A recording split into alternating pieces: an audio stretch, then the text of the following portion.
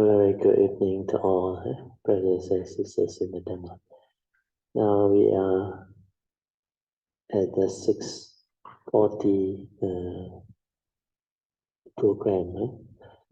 We're supposed to have our evening chanting. Then after that, I'm supposed to share with you all the DHAMMACAKKAPPAVATTANA Sutta, means the English translation. Then we will do the Anatta Lakkhana Sutta, so that you understand. Okay. Page 14, evening chanting. Let us chant together. To the Blessed One, the Lord who fully attained perfect enlightenment, to the teaching which he expounded so well, and to the Blessed One's disciples who have practiced well, to these, the Buddha, the Dhamma, and the Sangha, we render with offerings our rightful homage. It is well for us that the Blessed One, having attained liberation, still have compassion for later generations. May these simple offerings be accepted for our long-lasting benefit and for the happiness it gives us. The Lord, the perfectly enlightened and Blessed One, I render homage to the Buddha, the Blessed One. The teaching so completely explained by him, I bow to the Dhamma. The Blessed One's disciples who have practiced well, I bow to the Sangha. Now let us pay preliminary homage to the Buddha, homage to him, the Blessed One, the Worthy One, the fully enlightened One. Homage to thee, the Blessed One, the Worthy One, the fully enlightened One. Homage to him, the Blessed One, the Worthy One, the fully enlightened One. Now let us chant the recollection of the Buddha. A good word of the Blessed One's reputation has spread as follows. Such indeed is the Blessed One, the Worthy One, the perfectly enlightened One, endowed with wisdom and virtue, the accomplished One, the knower of the world, the incomparable master or guide of those to be trained, teachers of gods and men, the enlightened One, the Blessed One. Now let us chant the supreme praise to the Buddha, the truly worthy One, endowed with such excellent qualities, whose being is of purity, transcendental wisdom and compassion, who are enlightened the wise like the sun awakening the lotus. I bow my head to the peaceful chief of conquerors, the Buddha, who is the safe, secure refuge of all beings. As the first object of recollection, I venerate him with bowed head. I am indeed the Buddha's servant. The Buddha is my Lord and God. The Buddha is sorrow destroyer, who bestows blessings for me. To the Buddha, I dedicate this body and life, and in devotion I will walk the Buddha's path of awakening. For me, there is no other refuge. The Buddha is my excellent refuge. By the utterance of this truth, may I go in the Buddha's way, and with my devotion to the Buddha and the blessings of this breath, by its power, may all obstacles be overcome. by body, speech, or mind. For whatever wrong reason I have committed towards the Buddha, may my acknowledgement of fault be accepted, that in the future there may be restraint regarding the Buddha. Now let us chant in praise of the Dhamma. Well expounded is the Dhamma of the Blessed One, can be realized in the here and the now, beyond time, beyond thought, inviting investigation, onward leading to the heart. Nibbana can be understood by the ones, each for themselves. Now let us chant the supreme praise of the Dhamma. It is excellent because it is well expounded, and it can be divided into path and fruit, practice and liberation. The Dhamma holds those who uphold it from falling into delusion. I revered the excellent teaching that which removes darkness, the Dhamma which is the supreme secure refuge of all beings. As the second object of recollection, I venerate it with bowed head. I am indeed the Dhamma's servant.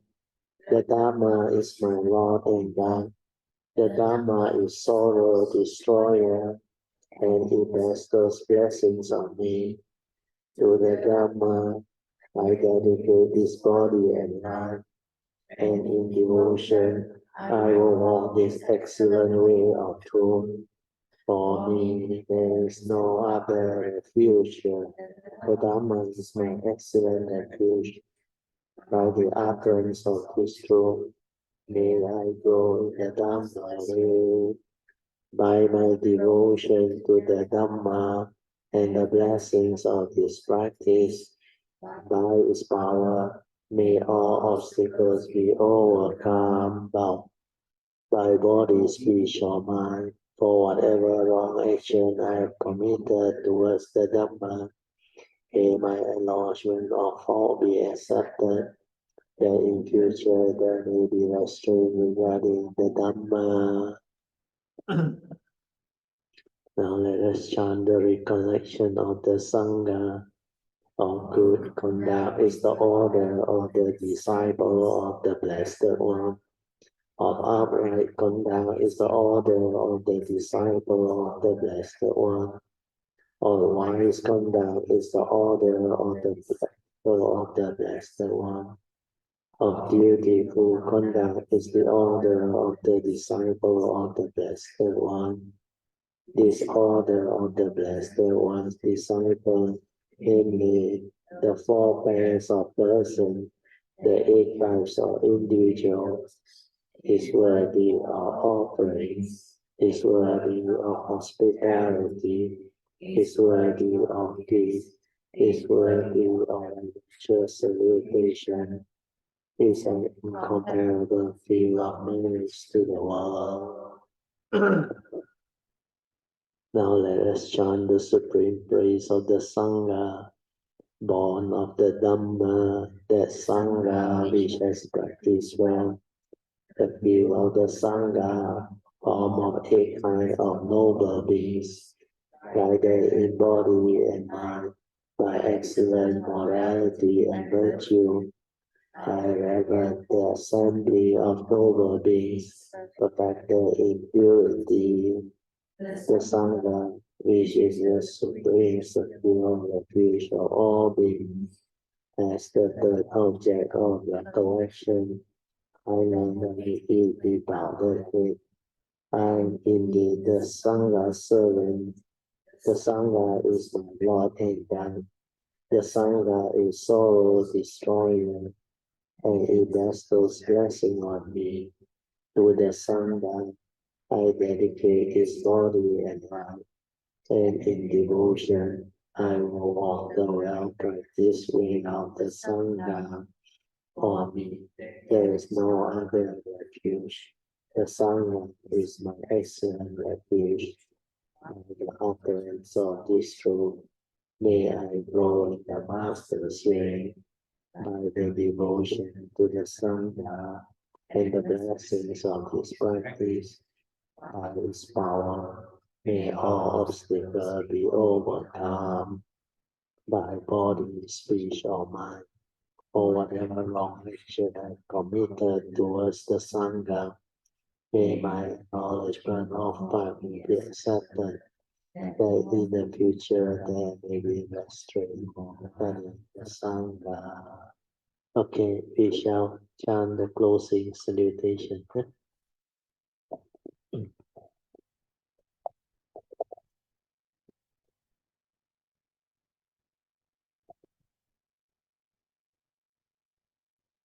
Arahang Sama Sambuddho Bhagava Buddha Bhagavantang Abhivademi Swakato Bhagavantang Dhammo Dhammam Namasami Supatipanno Bhavanto Sangha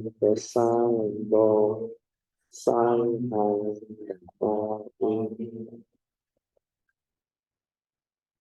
Okay, you can be seated.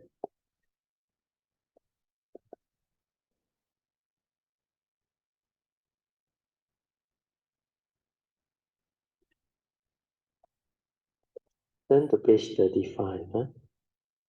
We'll do the discussion or reflection on this DHAMMACAKKAPPAVATTANA Sutta. We will go through the English translation so that you understand what is this DHAMMACAKKAPPAVATTANA Sutta, which is the first sermon proclaimed by the Buddha after his enlightenment, when he first met the five ascetics. These five ascetics have been together with him meditate for a long period, almost 5 over the 6 years.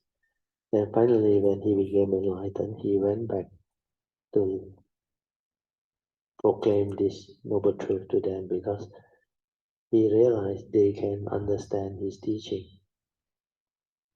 Okay, so you read the introduction. This is the first teaching of the Tathagata on attaining the excellent perfect enlightenment. Here is a perfect turning of the incomparable wheel of truth, inestimable wherever it is expounded in the world. Disclosed here are the two extremes and the middle way, with the Four Noble Truths and the purified knowledge and vision pointed out by the Lord of Dhamma. So then after that we go to the DHAMMACAKKAPPAVATTANA proper. We don't have to chant. The sutta start by the turning of the wheel of the Dhamma. Thus have I heard once the Blessed One was sojourning near Benares at Isipatana in the deer park. Then the Blessed One addressed the company of the five bhikkhus. He said, Bhikkhus, these are the two extremes that you should not follow by one who has gone from the home to the homeless. So what are the two extremes? The first one is sensual indulgence, the giving up of the pleasure of senses or sensual indulgence, which is low, vulgar, worldly, unworthy, and harmful. And the giving up of the other extreme, self-mortification, which is painful, unworthy, and harmful.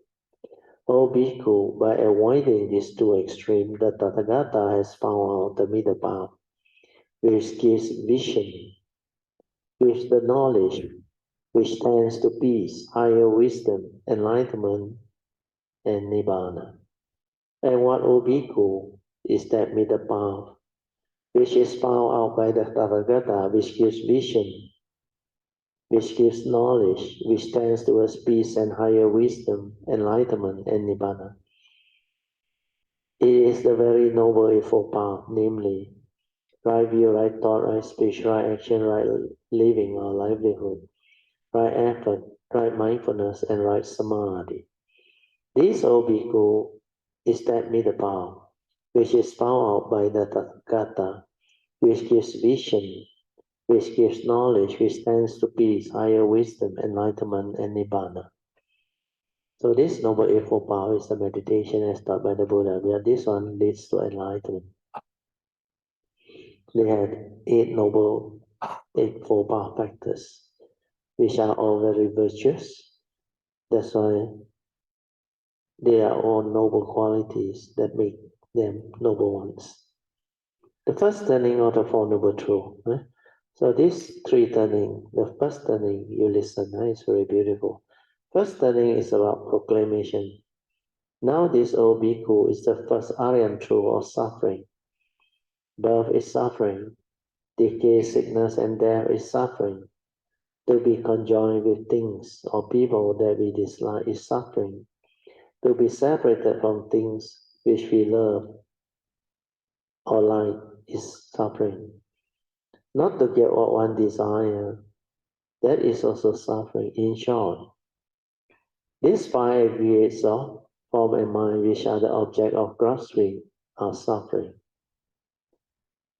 They are rupa, vedana, sanya, sankhara, and vijnana. These five aggregates of the Arahant are simple or simply pure khandhas, means pure aggregate. And of people who are not enlightened, they are known as upadana khandhas, as they are based on grasping upadana khandhas. Now this, O Bhikkhu, is the second Aryan truth, the origin of suffering, or the cause of the arising of suffering. It is this craving that leads back to birth, along with the lure and the lust, that finds pleasure now here, now there, namely the craving for sensual pleasure, craving to be or for existence, and the craving for non-existent or not to be. Now this is the third Aryan truth of the cessation of suffering. Verily, it is the forsaking, the release from, and the detachment from this craving. Now this, O Bhikkhu, is the fourth Aryan truth of the path leading to the cessation of suffering. Verily, it is the Aryan Noble Eightfold Path, namely, again, right view, right thought, right speech, right action, right livelihood, right effort, right sati and samadhi. This is the Aryan truth of suffering. This, O Bhikkhu, concerning things unheard before. There arose in me vision, knowledge, understanding. There arose in me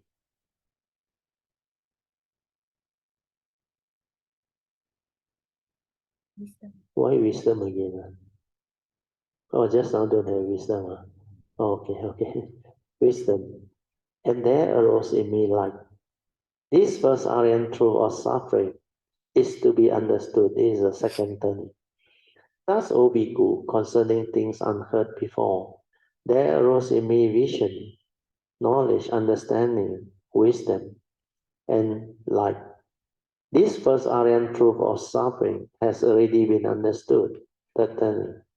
Thus, O Bhikkhu, concerning things unheard before, there arose in me vision, knowledge, understanding, wisdom, and light. This is the second Aryan truth of the origin of suffering. Thus, O Bhikkhu, concerning things unheard before, there arose in me vision, knowledge, understanding, wisdom, and light. This Aryan truth of the origin of suffering should be abundant.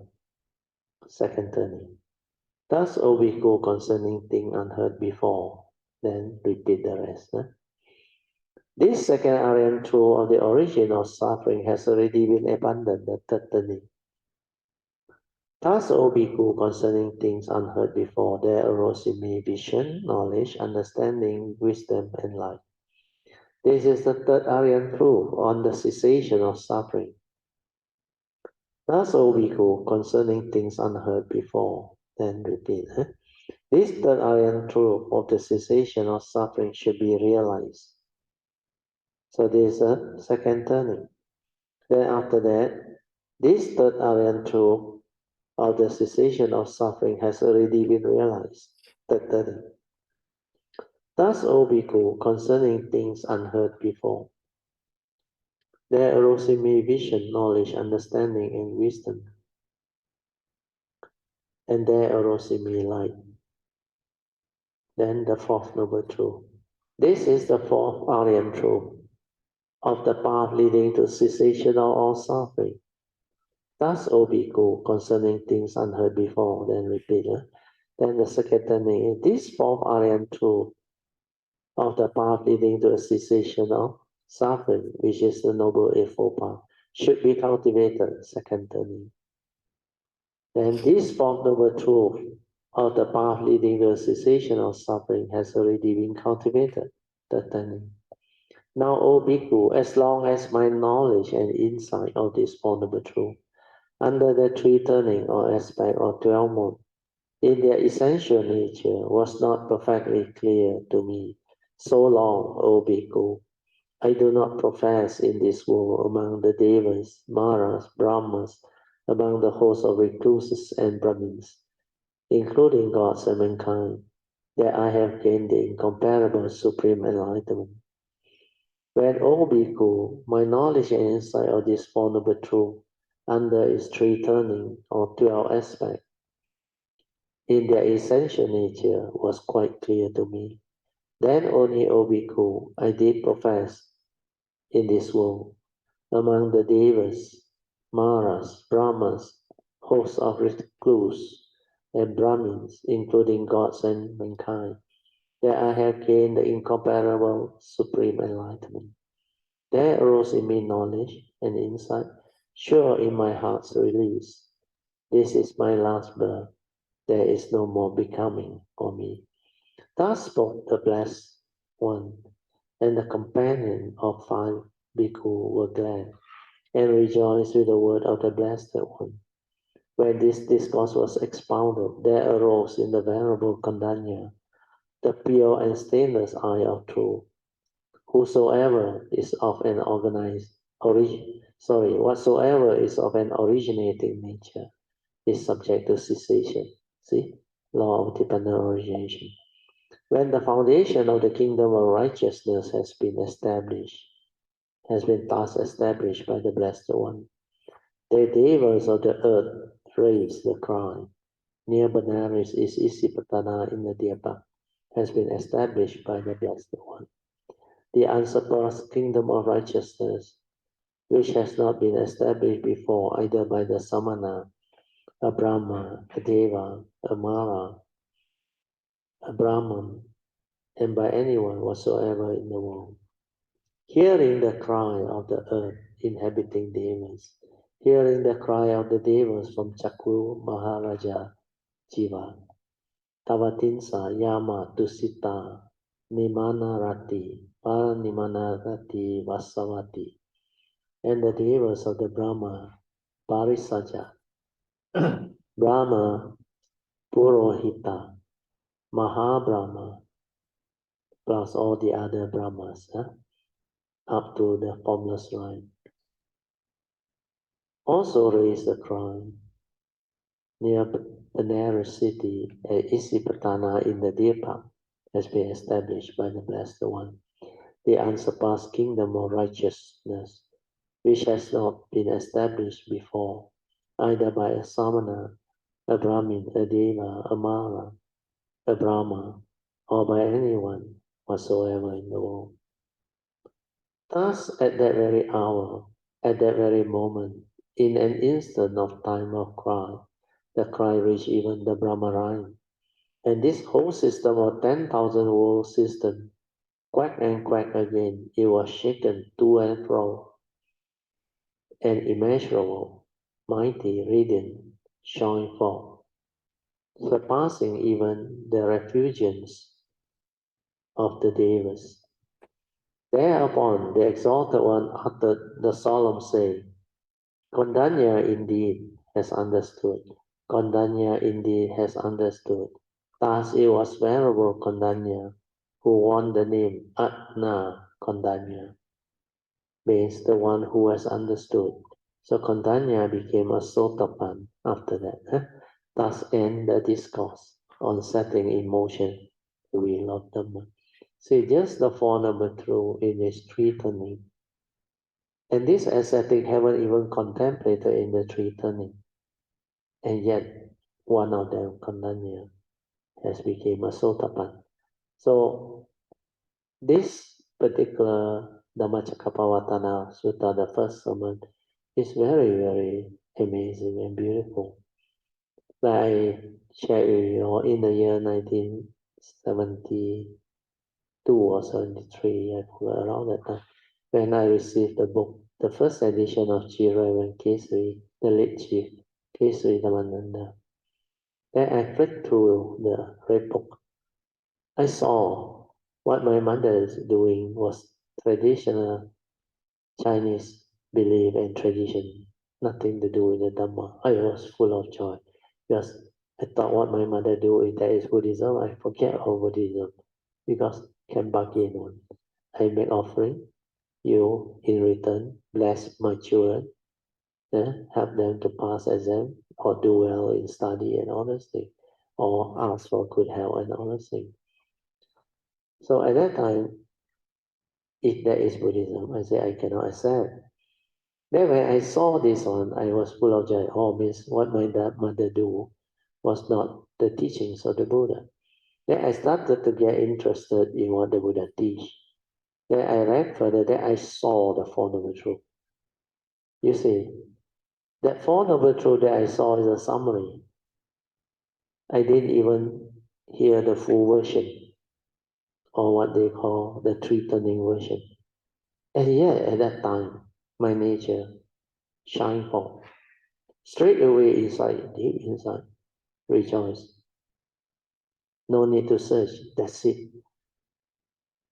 Nobody 2,600 years ago can come out with this summary after he gained his enlightenment.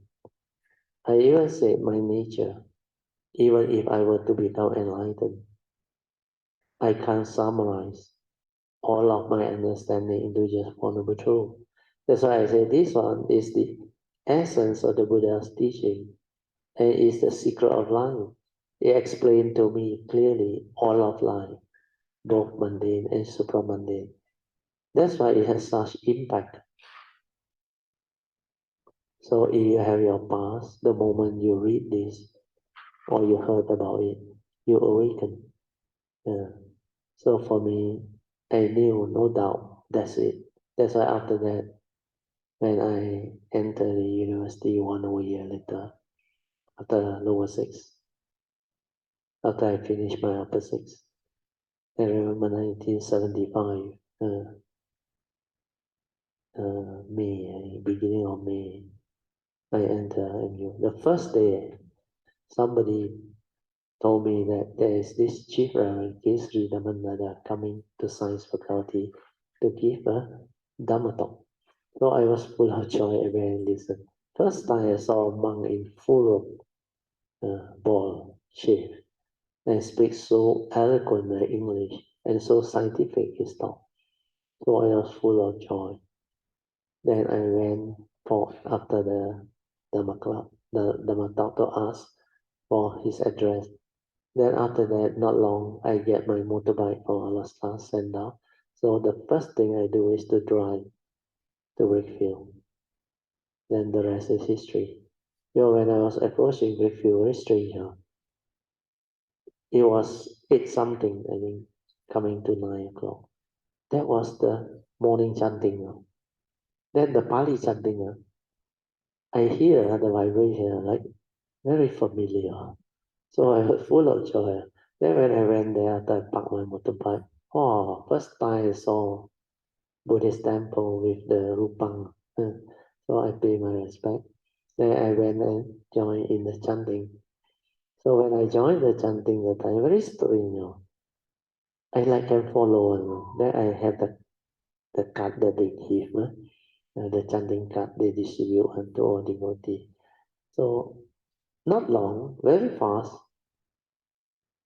I become like very familiar in the chanting. Yeah. That's why a lot of strange things happen.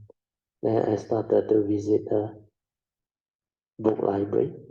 Then I received a lot of free booklet. Then I started to read. Then I saw in the book library they have this Dhamma book, but mainly Theravada. But they were not bad.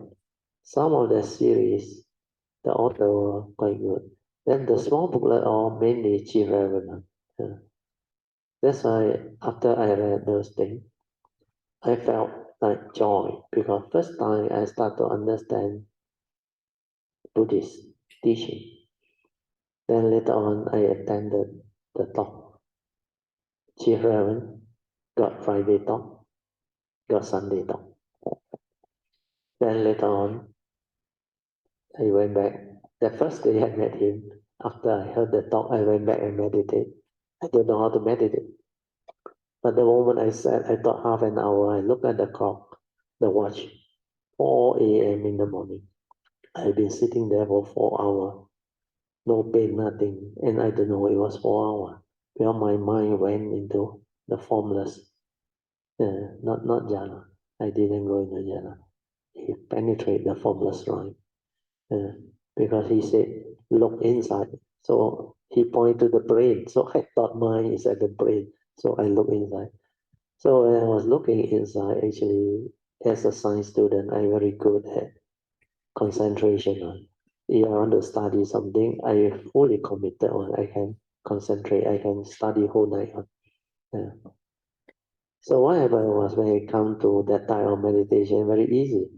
I got nothing to do. I just look inside. Then it was blank, no, nothing. Then suddenly I saw a bright spot, very small bright spot shining.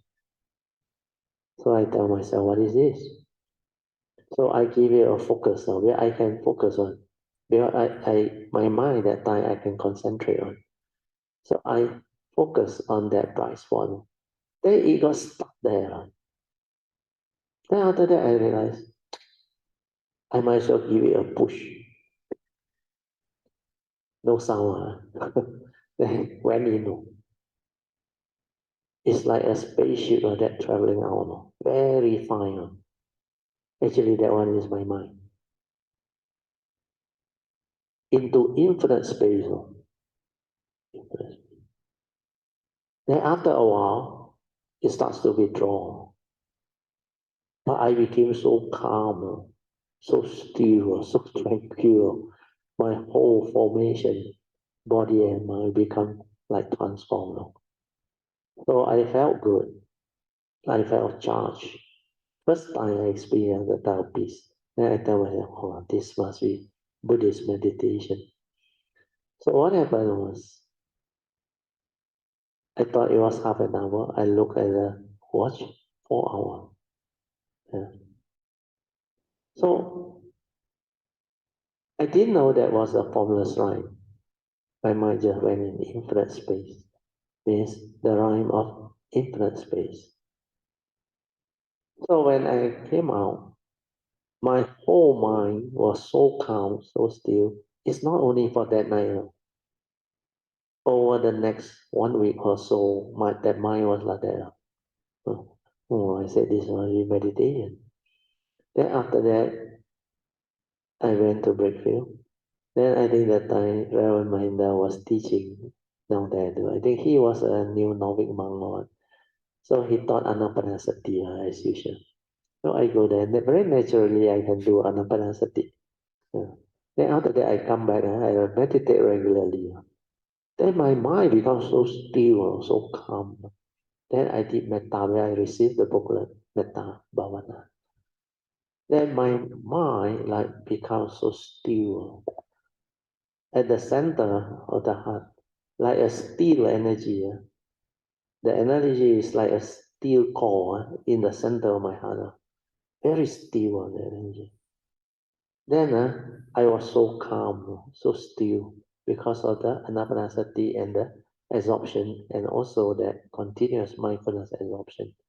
So because of that, with the metta so strong every day, then I felt so good, full of joy, like nothing can disturb me.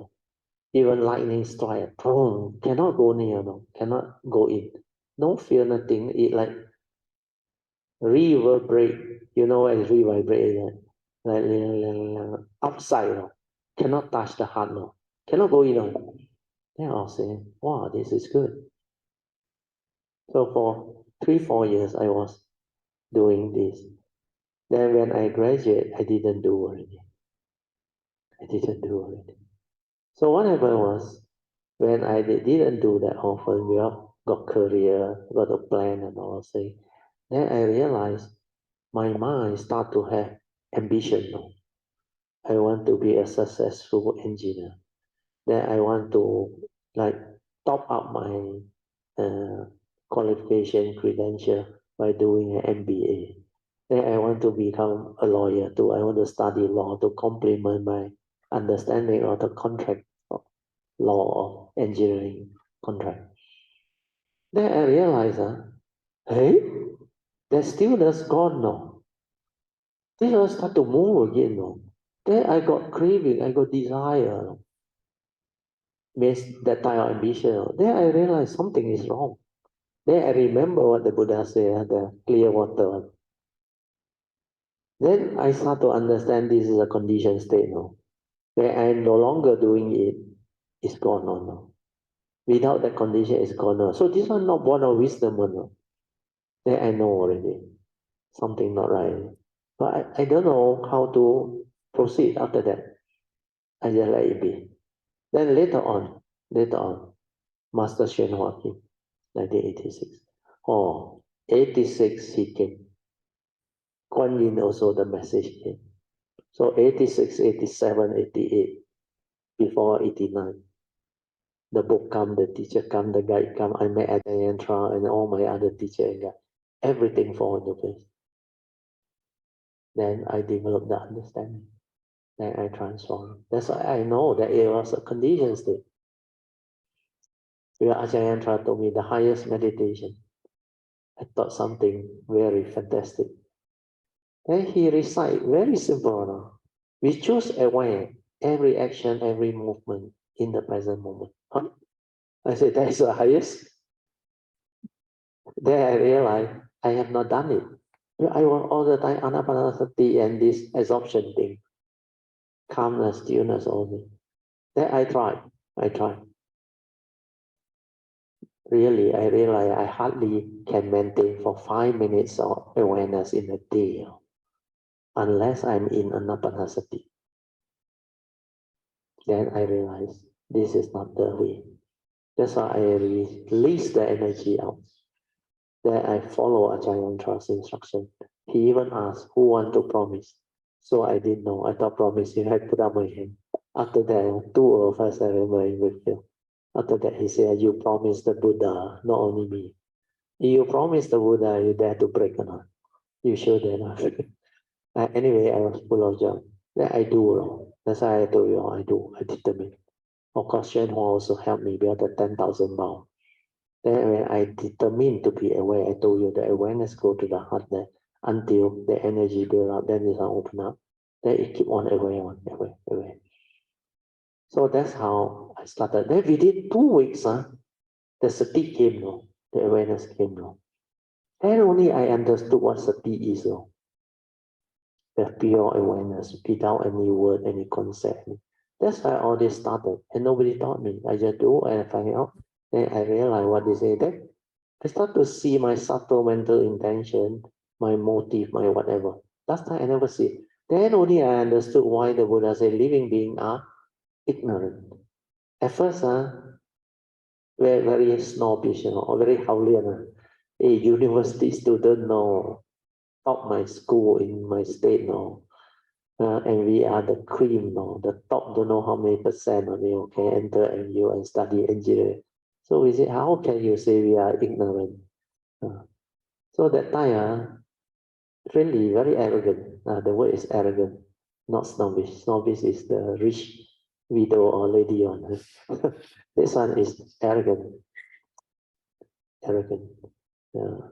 Then after a while, when I saw all this, I started to understand what the Buddha meant by avijja or ignorance. Really full of ignorant delusion. Why?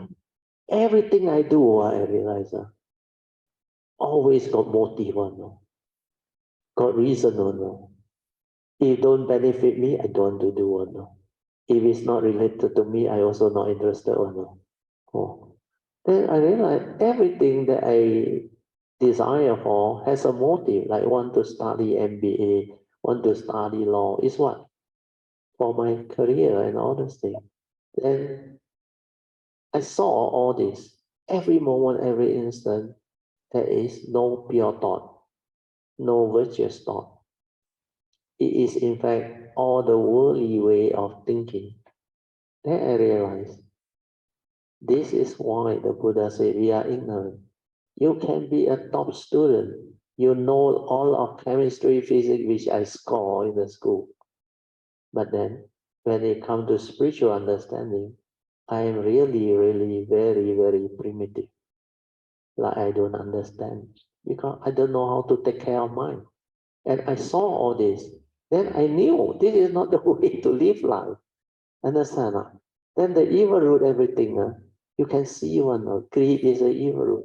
Selfishness is an evil root. Emotional negativity, that bosong, unhappy feeling when you cannot get. So the first number two reality, I start to see them more very clearly. That's why after that I became different.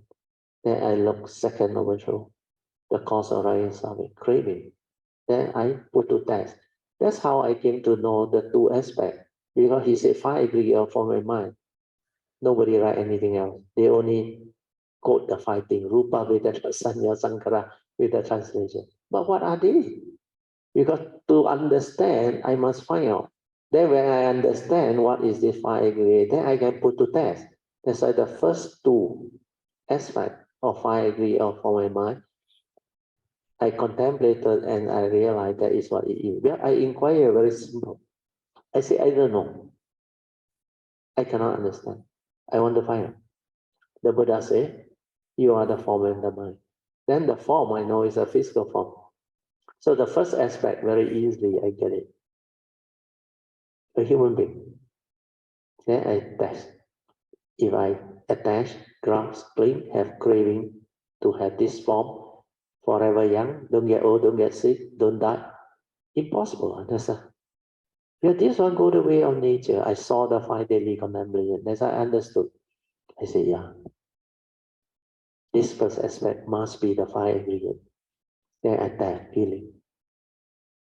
If I attach to feeling, I want pleasant feeling. When there is no condition for it, unpleasant feeling arise, I suffer. Understand? Then if I attach to what I perceive, I also suffer. Then if I attach to my views, opinion, and thinking and emotion, I also suffer. That if I attach to all the consciousness that arise, means the scenery, the whatever that I perceive through my consciousness, if I attach and cling, I suffer. Oh, I say, this is beautiful. Then after that, I realize every moment of consciousness, there is also the form in the mind. Because later on, when I developed mindfulness, I saw it, how the external form went in. Before I perceived through memory, there was none. That's why the direct seeing was there already. But people cannot understand, people cannot see. Then I understood. That's why the two aspects, no book right. I dare to tell you. Then I put to test. Wow, really, same as the first aspect, except now is external form, external rupa, that perception brought in. That's why I say that is a sense data that enter the mind, the Monday mind, the thinking mind. So this is how it all started. Then the rest is history. After I developed the daily mindfulness, I saw all this. I understood. That's why I have been telling you all, unless you develop the daily mindfulness, you cannot see one another. That you don't stand a chance at all. Like the Buddha said, the heedless eyes it did. Your stability of daily mindfulness must be very stable until in the midst of life, every moment, every instant, you are heedful. Because the moment you are heedless, you are as if dead. You don't stand a chance. So this is what the Four Noble Truth is all about. The power of the Four Noble Truth. Then the three turning is to help you to develop the three type of corresponding wisdom. No book write about that. Nobody tied the three turning to the three type of wisdom. The Theravada tradition got the three type of wisdom: Sutta Maya Panya, Cinta Maya Panya, and Bhavana Maya Panya. They have this, but they cannot tie to the three turning. Understand? Yeah. So very few people can explain the three turning of the Four Noble Truth. So hopefully with this you understand why the Buddha teach this as the first one, the Dhammacakka. Then from here all the other essential Dhamma come about. The Noble Eightfold Path has all the essential Dhamma spin off from there, or because of the eight path factor. Okay? Sadhu, sadhu, sadhu. Okay, we go on to the next one. Anatta Lakkhana Sutta, page 43. This one is very good. Jayanta, you know how to chant or not? Huh? Give it a try.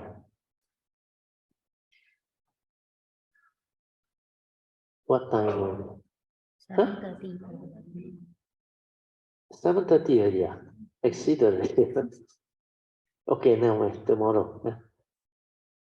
Because quite long. Tomorrow lah. We wait for tomorrow. Dr. J can practice. You can train yourself first. You got the chanting book on our retreat. You have.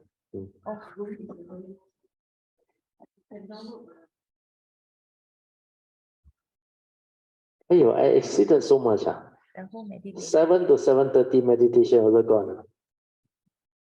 No need to meditate. Shit, holy hour. Okay lah, never mind. Since your afternoon meditate already, 1.5 hours. Okay, so we leave the chanting for tomorrow. Tomorrow. Then after we chant, I explain. Then we will cover the whole thing. Okay.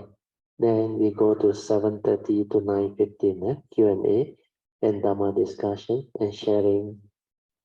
We are reviewing the Heart Sutta. Dhamma notes, we can continue. Okay. Manyan, please help.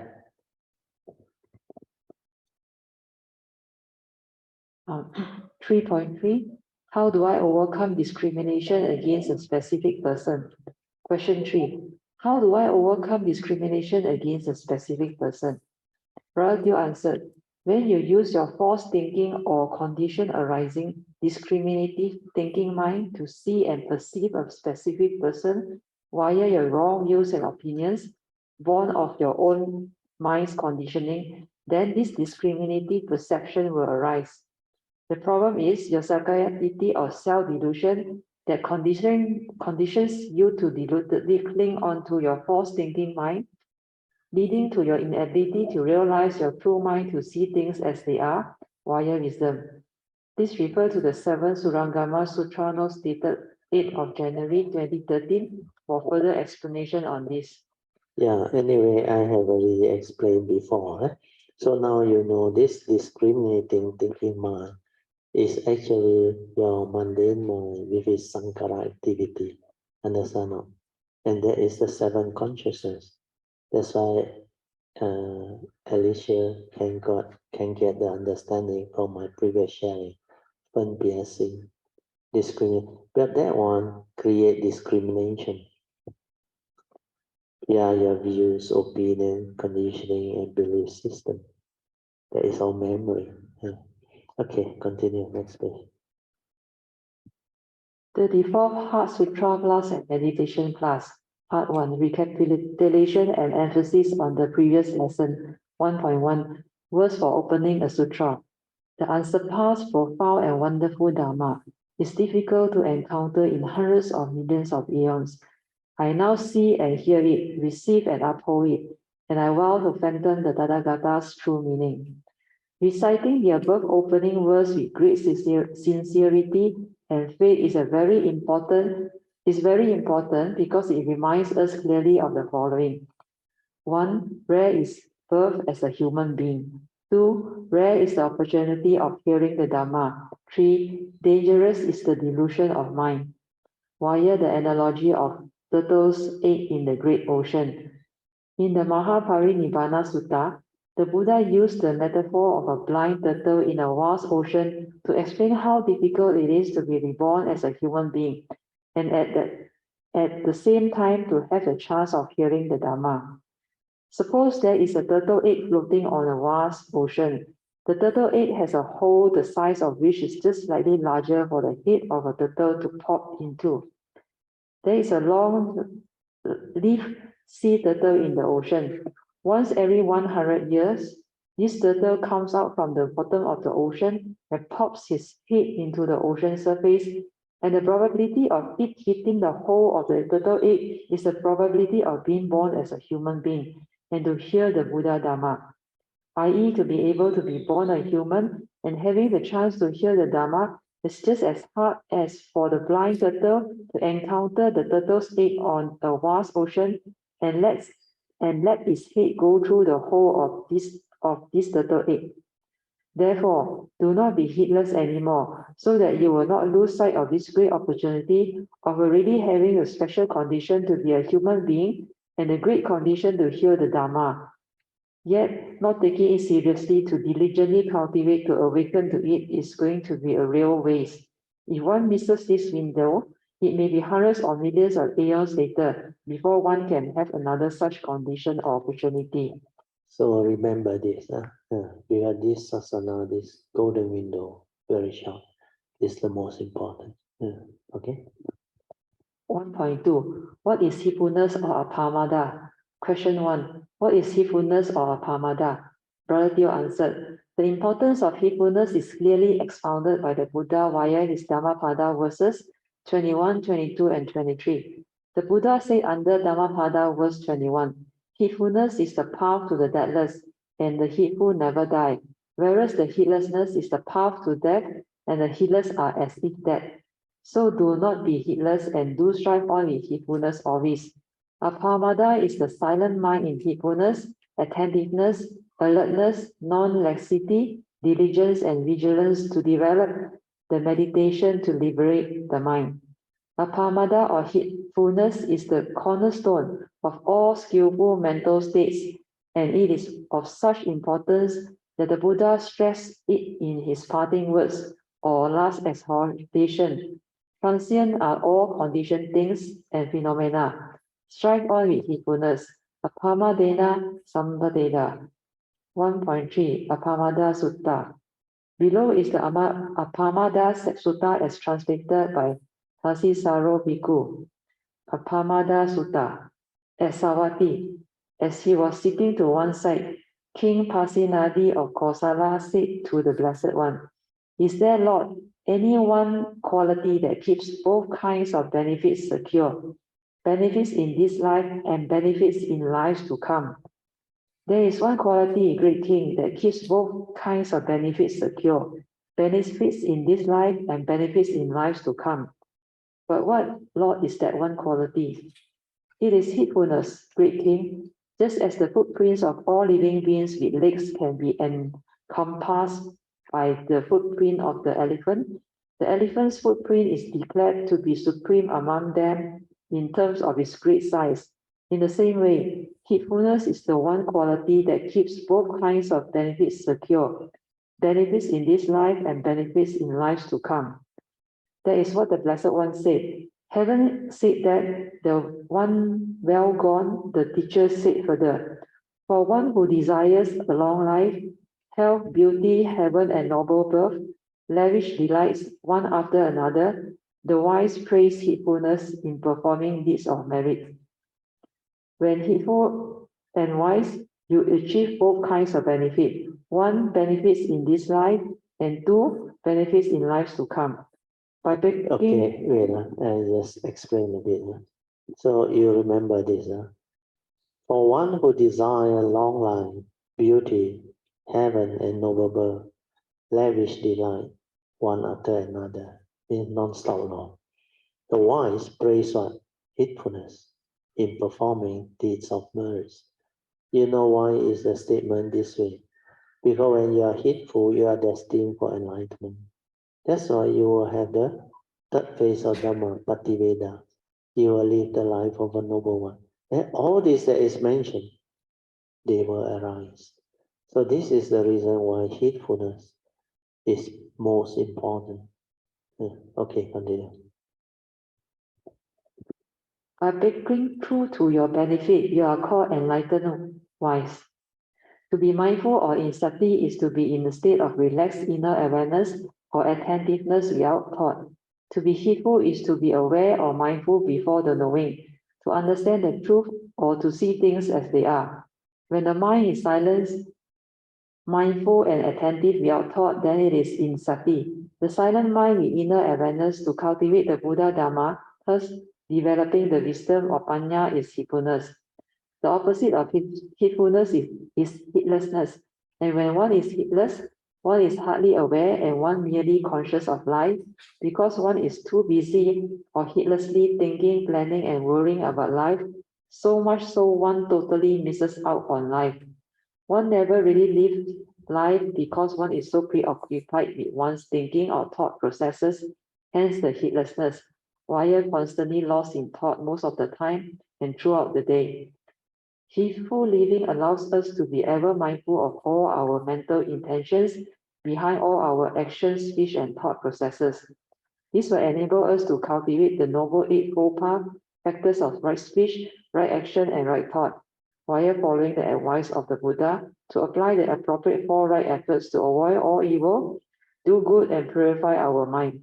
Heedfulness will prevent us from being heedless throughout the day, so that the five hindrances of mind can be overcome and finally eradicated.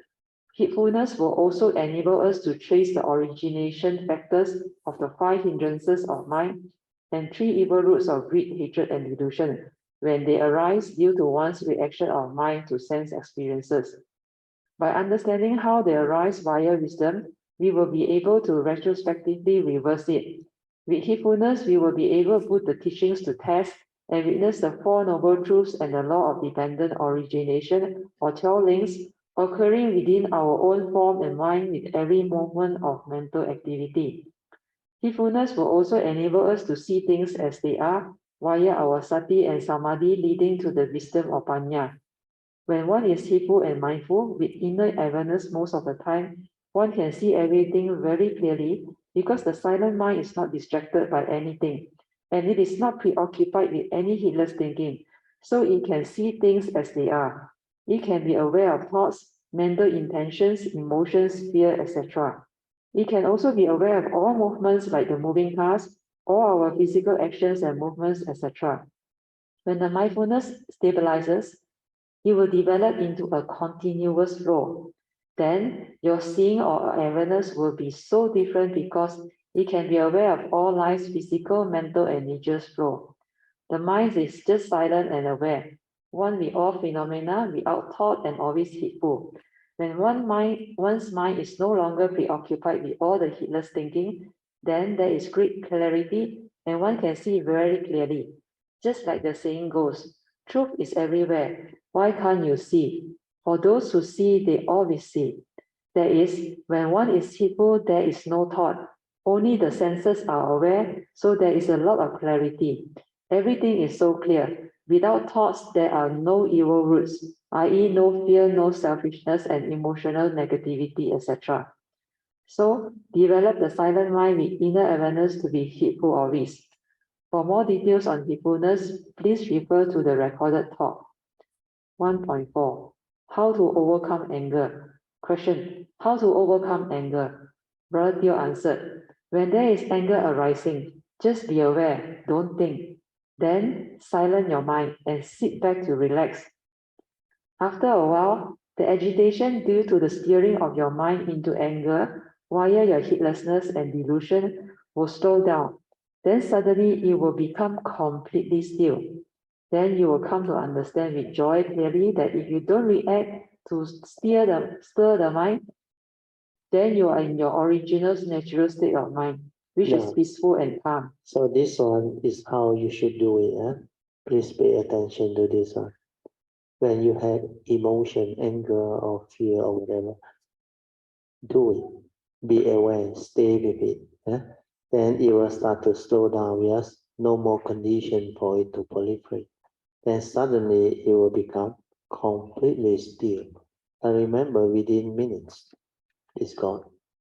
Then you feel the whole thing becomes so tranquil, so still, cooling. No more agitation, no more emotion, no more anger, nothing. That is your true mind. Okay? Yeah. Continue. The analogy of a pool of still water will help illustrate the point. If stirred by a falling branch or a stone thrown into it, the ripples will start to form. Wind and weather may also create waves, just like fear and anger, appearing in the mind due to external stimulus. A mind that is heedful, wise, and constantly aware will not be stirred by any illusion. Hence, it will be very calm and peaceful always. As habitual tendencies developed over the years are difficult to eradicate or do away with, one will need to be heedful most of the time throughout their daily life to stabilize the wisdom to deal with the strong habitual negative tendencies. When the spiritual faculty of samadhi and enlightenment factor of equanimity are there, then one will no longer be entangled. The mind that is transformed will not react anymore, and instead, it will just flow and accord via wisdom. When you try to share and there is no condition, but then others want to argue and want to be right, then you will say, yes, you are right, and let them be right. Because they don't understand duality as yet. So just let things be. One must ask the question, right according to who? And why must one defend oneself? It is because of the ego, the self-delusion that conditions one's selfishness, emotional negativities, and fear. Understand that things are just the way they are. No right, no wrong via seeing things as they are. Grasping and clinging to sense experiences via delusion is the cause of suffering. Only wisdom liberates and frees the mind, nothing else. With wisdom, one will be able to understand and appreciate life more and more. Part 3 Meditation 3.1. This is what you are supposed to see in your meditation. Question 1. During meditation, I heard and perceived the branches of the tree, and I returned to Anapanasati. But then the thoughts regarding the falling branches arise. May I have your comments? Brother Dio answered, this is what you are supposed to see in your meditation, because there is this subtle grasping going on within the mind. Meditation is to uncover all these unhealthy delusion and unwholesome subtle attachments to what we perceive with every moment of our conscious self, sense experiences via our trained mind in heedfulness or silent inner awareness to understand what is going on in our own mind, in our own form and mind. How we are conditioned into thinking and reaction of mind, likes and dislikes, via our own delusion or sakayaditi. Why do these thoughts arise and not other thoughts? And we also see clearly how we are conditioned into grasping and clinging, leading to suffering caused by our own self-delusions, selfishness, and emotional negativities. The three evil roots, which are the roots of all evil. In this particular case, there is this curiosity of mind due to ignorance that conditions your grasping to what you perceived earlier, which is the falling branches. This is attachment to one of our 5 aggregates of form and mind, and in this case, it is the perception aggregate. So the first of the dependent origination link of avijja, pachaya, sankara, or dependent on ignorance, sankara, which is mental activities, comes to be. Hence the thought of thinking about the falling branches. This is witnessing how your mind functions, and via all this heedfulness training, you will also witness all of the Buddha's training, like the 4 Buddha's teachings, like the Four Noble Truths and the 12 links, etc. In your own life experiences, wire your daily mindfulness to understand who you are and what you are, including how you function as a human being, how the sense door consciousness and the steering of mind come to be, etc. So as to develop the requisite wisdom and understanding leading to the subsequent awakening via insight into the three characteristics of nature, of anicca, dukkha, and anatta, especially the anatta universal characteristics. For further details, please listen to the recorded talk. 35th and 36th Part Sutra classes and meditation class. Part 1. Recapitulation and emphasis on the previous lesson. 1.1. To develop the heedfulness needed to cultivate the meditation. To develop the heedfulness needed to cultivate the meditation, as taught by the Buddha, one must at least understand what is heedfulness and what is meditation, as taught by the Buddha, in order to start. It is just like you have a problem and you come to a meditation teacher and he said to you, just meditate and your problem will be resolved. Is this going to be useful if you do not even want to find out what your problem is? How can you start solving a problem when you do not know what your problem is? Similarly, with meditation, if you do not understand what meditation is, then how can you start developing it? Meditation and cultivation must be done with understanding so that one is not gullible. Dhammapada verses 21, 22, and 23 already stress the importance of heedfulness. So heedfulness must be a part of you in order to realize the enlightenment. Continuous heedfulness is the key to the noble life. Those without heedfulness cannot become enlightened. Please refer to the earlier 34 Part Sutra notes for the detailed explanation of what heedfulness is. As meditation is a very general word, it is important to understand the meditation as taught by the Buddha. The real meditation as taught by the Buddha is to develop the wisdom via insight into three universal characteristics of nature, anicca, dukkha, and anatta, so as to be at peace with all situations whenever you are. Term Ubadi Viveka. Fully relax and be aware to develop the wisdom born of direct seeing. The thought must not interfere. There is just clarity of mind leading to the awakening or insight into the three universal characteristics of nature. The mind that is liberated is so free. It understands all of phenomena, whether physical, mental, and natures, are all empty and they are all conditions arising or causal phenomena following nature's law. This is deep penetrative wisdom. In cultivation, we should thank those people who are not so friendly and constantly making things difficult for us, because they are the ones that can give us the conditions to test our cultivation. Hence, we should perceive them with wholesomeness and wisdom while accepting them as they are, then expressing our gratitude towards them. Then, great compassion will naturally arise in our mind. Do not perceive any situation with negativity, for the absence of negativity is good. So don't try to do good, because without wisdom, one can end up becoming just a good-hearted fool. The unenlightened ones are so heedless, chasing and clinging after so many things in life. They still grieve and worry about life, despite having so many things and possessions, for they lack contentment and wisdom to live life. The first noble truth of dukkha, that expounds so clearly the 8 realities of life and existence, needs to be understood. Otherwise, they can really make human beings miserable. Without understanding the true Dharma as taught by the Buddha, suffering will be the final result. So, strive on with heedfulness and do not be heedless. Please listen to the recorded tape for more details.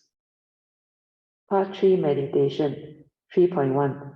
The same worrying and hurt and fearful thoughts keep coming back. Question 1. While cultivating mindfulness in daily life, I was able to be mindful most of the time when I'm going about living the normal life. But when confronted with work-related and personal problems, I find it very difficult to maintain that heedfulness, and I realize that the same worrying and fearful thoughts keep coming back to haunt me. How can I overcome this? Brother Teo answer, this is a very good question. Yes, when there are no first noble truth realities to disturb us, cultivating heedfulness and mindfulness in daily life is fairly easy. The challenge is when one is confronted with the first noble truth realities of birth, old age, sickness, and death, threatening separation from loved ones and one's prized possessions, etc., like work-related and personal health, career, relationship, financial problems, etc. Can your mind still be peaceful and calm to cultivate the requisite heedfulness? This is most difficult, but it can be done if one has developed the appropriate wisdom to confront them with right understanding. This is the reason why the Buddha constantly advised the bhikkhus to reflect on the 5 daily contemplations and to strive on with heedfulness to arise the much needed wisdom to overcome all these first noble truth realities. 3.2. The 5 daily contemplations are as follows. 1. Our body is of the nature to decay and grow old, for it has not gone beyond old age and decay. 2. Our body is of the nature to be diseased or sick because it has not gone beyond diseases and sicknesses. 3. Our body is of the nature to die, for it has not gone beyond death. 4. All of our loved ones, wealth, property, and other prized possessions, etc., which we hold on to so dearly, they will all one day separate from us or be separate from them when our breath stops. 5. This is the great law of karma and is also the first right view that we must develop or have to begin our cultivation. Each and every one of us, including all living beings, we are all born of our karma, heir to our karma, conditioned and supported by our karma, and we are what we are because of our karma. This is the great law of karma. Since karma is so important, we must all take care of our karma while avoiding all evil, do good and purify our minds, which is the advice of all Buddhas, to develop the strong karmic nature, to bring about the good life every time we come or choose to come. Once the wisdom born of one's cultivation and above constant reflections and contemplation has stabilized, then these projections of wrong thoughts to haunt you will not have power over you. Wrong thoughts are deluded thoughts that condition one's fear, worry, anxiety, and suffering, while one's self-delusion of Sakaya Ditti that condition one to cling on to the 5 aggregates as the I and the me, hence the heedlessness. So ultimately, it is wisdom that really frees and liberates one's mind. Job pressures, deadlines, and targets can be very stressful within the job and career environment if one has not developed the wisdom to confront them with understanding. It is not easy. The same goes for personal problems. So the Dharma understanding to confront all these first noble truth realities is very important. And this is the reason why the Buddha's final advice before his passing away is to strive on with heedfulness to develop the requisite wisdom to liberate one's life. 3.3. Liberate one's mind. To liberate one's mind. 3.3. Understanding the meditation as taught by the Buddha. Dhammapada verses 21, 22, and 23 confirm the importance of heedfulness in order to become enlightened. Heedfulness of apamada is equal to ever mindful, which is sati, plus to cultivate the Dhamma and the meditation as taught by the Buddha. So the first thing we must do when starting this meditation is to train our mind to be in sati or silent inner awareness, to be ever mindful without thought most of the time. Then only use this trained mind in sati to meditate and cultivate the Dhamma as taught by the Buddha. How do we train this mind to be mindful and aware most of the time? First, we must understand why we are most of the time heedless and not mindful, aware, and peaceful. According to the Buddha, it is because of the 5 mental hindrances that condition our heedless thinking, thereby steering our mind and hindering our mind from returning to its natural meditative state of inner peace and calmness. before the stirring.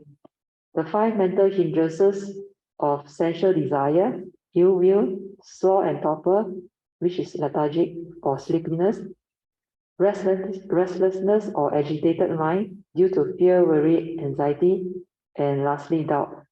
The 5 mental hindrances condition our heedless thinking, lack of peace and awareness, so we must reverse all this while cultivating the opposite 5, which are the 5 spiritual faculties. Saddha or confidence in the Buddha and his teaching.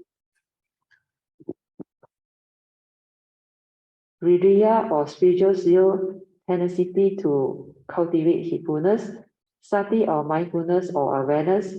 Samadhi or collectiveness of mind, unwavering mind, and Panya or wisdom.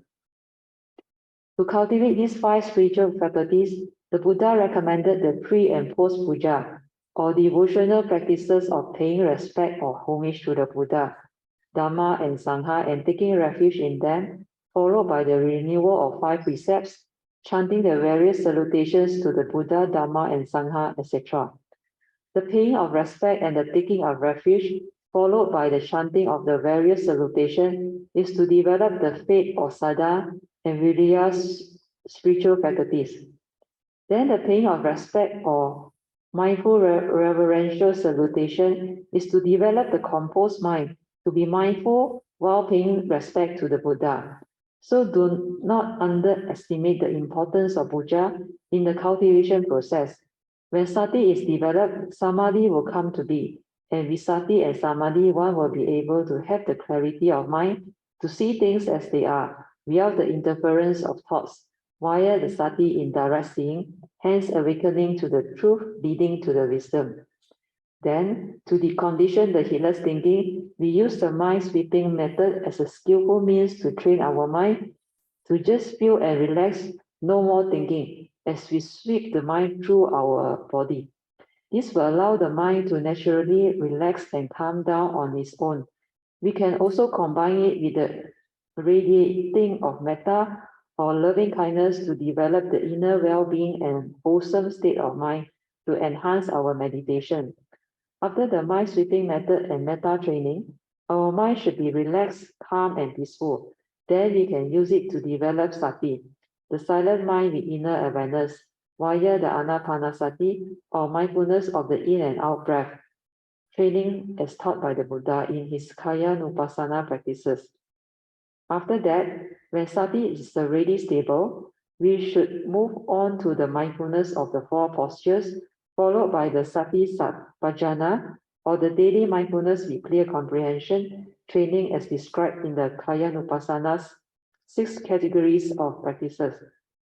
Once sati is established, use it to cultivate the 3 turnings of the 4 Noble Truths and the 4 foundations of mindfulness to complete the training. The real meditation as taught by the Buddha is the cultivation of the Noble Eightfold Path leading to the cessation of all suffering and enlightenment in the here and the now. Summary of cultivation 3.4. Train the mind to be heedful via A. Puja or devotional practices, a daily religious routine will be useful. B. Mind sweeping method and metta. C. Anapanasati. D. Mindfulness of the 4 postures. And E. Mindfulness and clear comprehension of all actions and all movements in the present moment, or daily mindfulness and clear comprehension training. Once heedful, use the trained mind to cultivate the 3 turnings of the 4 Noble Truths and the 4 foundations of mindfulness or Satipatthana practices.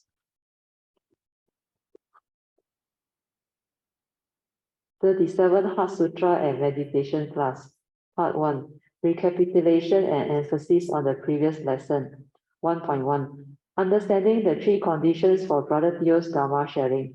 In order not to arise any unnecessary misunderstanding or karmic consequences, Brother Theo had been reluctant to share his Dharma understanding until about 9 years ago, when he was approached 3 times by a very sincere sister of the Dharma, asking him to share his rather good understanding of the Dharma. Brother Theo then contemplated and finally agreed to share the Dharma, but with the following 3 conditions. Number 1, Call it a Dharma sharing instead of a Dharma talk, because a talk could be like a one-way traffic, not offering any chance of having a fair discussion to clarify matters from the audience.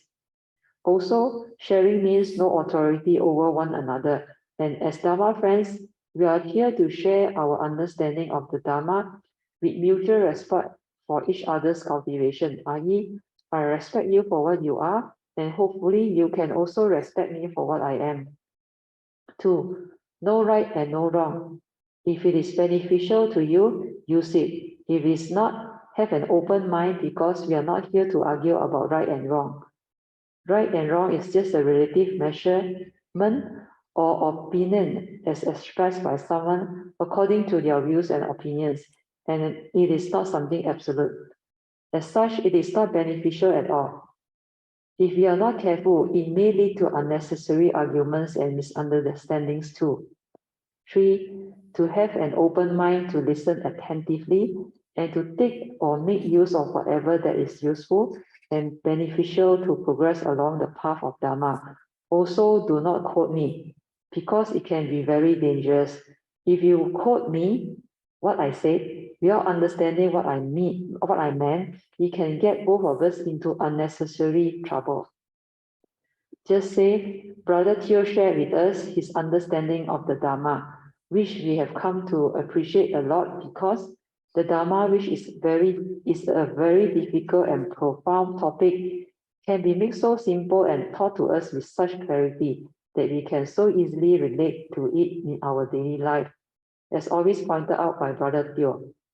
According to Brother Teo, life itself is the meditation, and life itself is where the Dharma is, and life itself is our greatest teacher.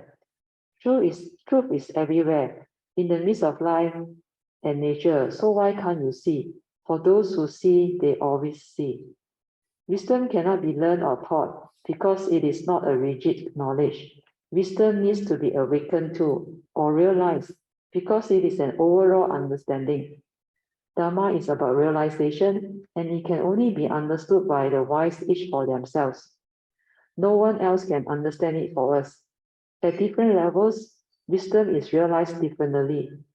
If you can understand the deep meaning behind this Surangama saying, perception of form is consciousness, whereas its non-perception is wisdom, then you would have some form of wisdom born of understanding the mind Dharma. For everything is a condition arising and mind made are they, so not so real. It is only the mundane mind creating the phenomenal world through its own mental perception and consciousness, like the following Zen sayings. 1.2 Zen Proverb. Mountains are just mountains, mundane seeing. Then mountains are not mountains, direct seeing. And lastly, mountains are mountains again, seeing things as they are. So this one you must actually understand the Mandarin version also. Because in the Mahayana they always say this, 看山是山, 看山不是山.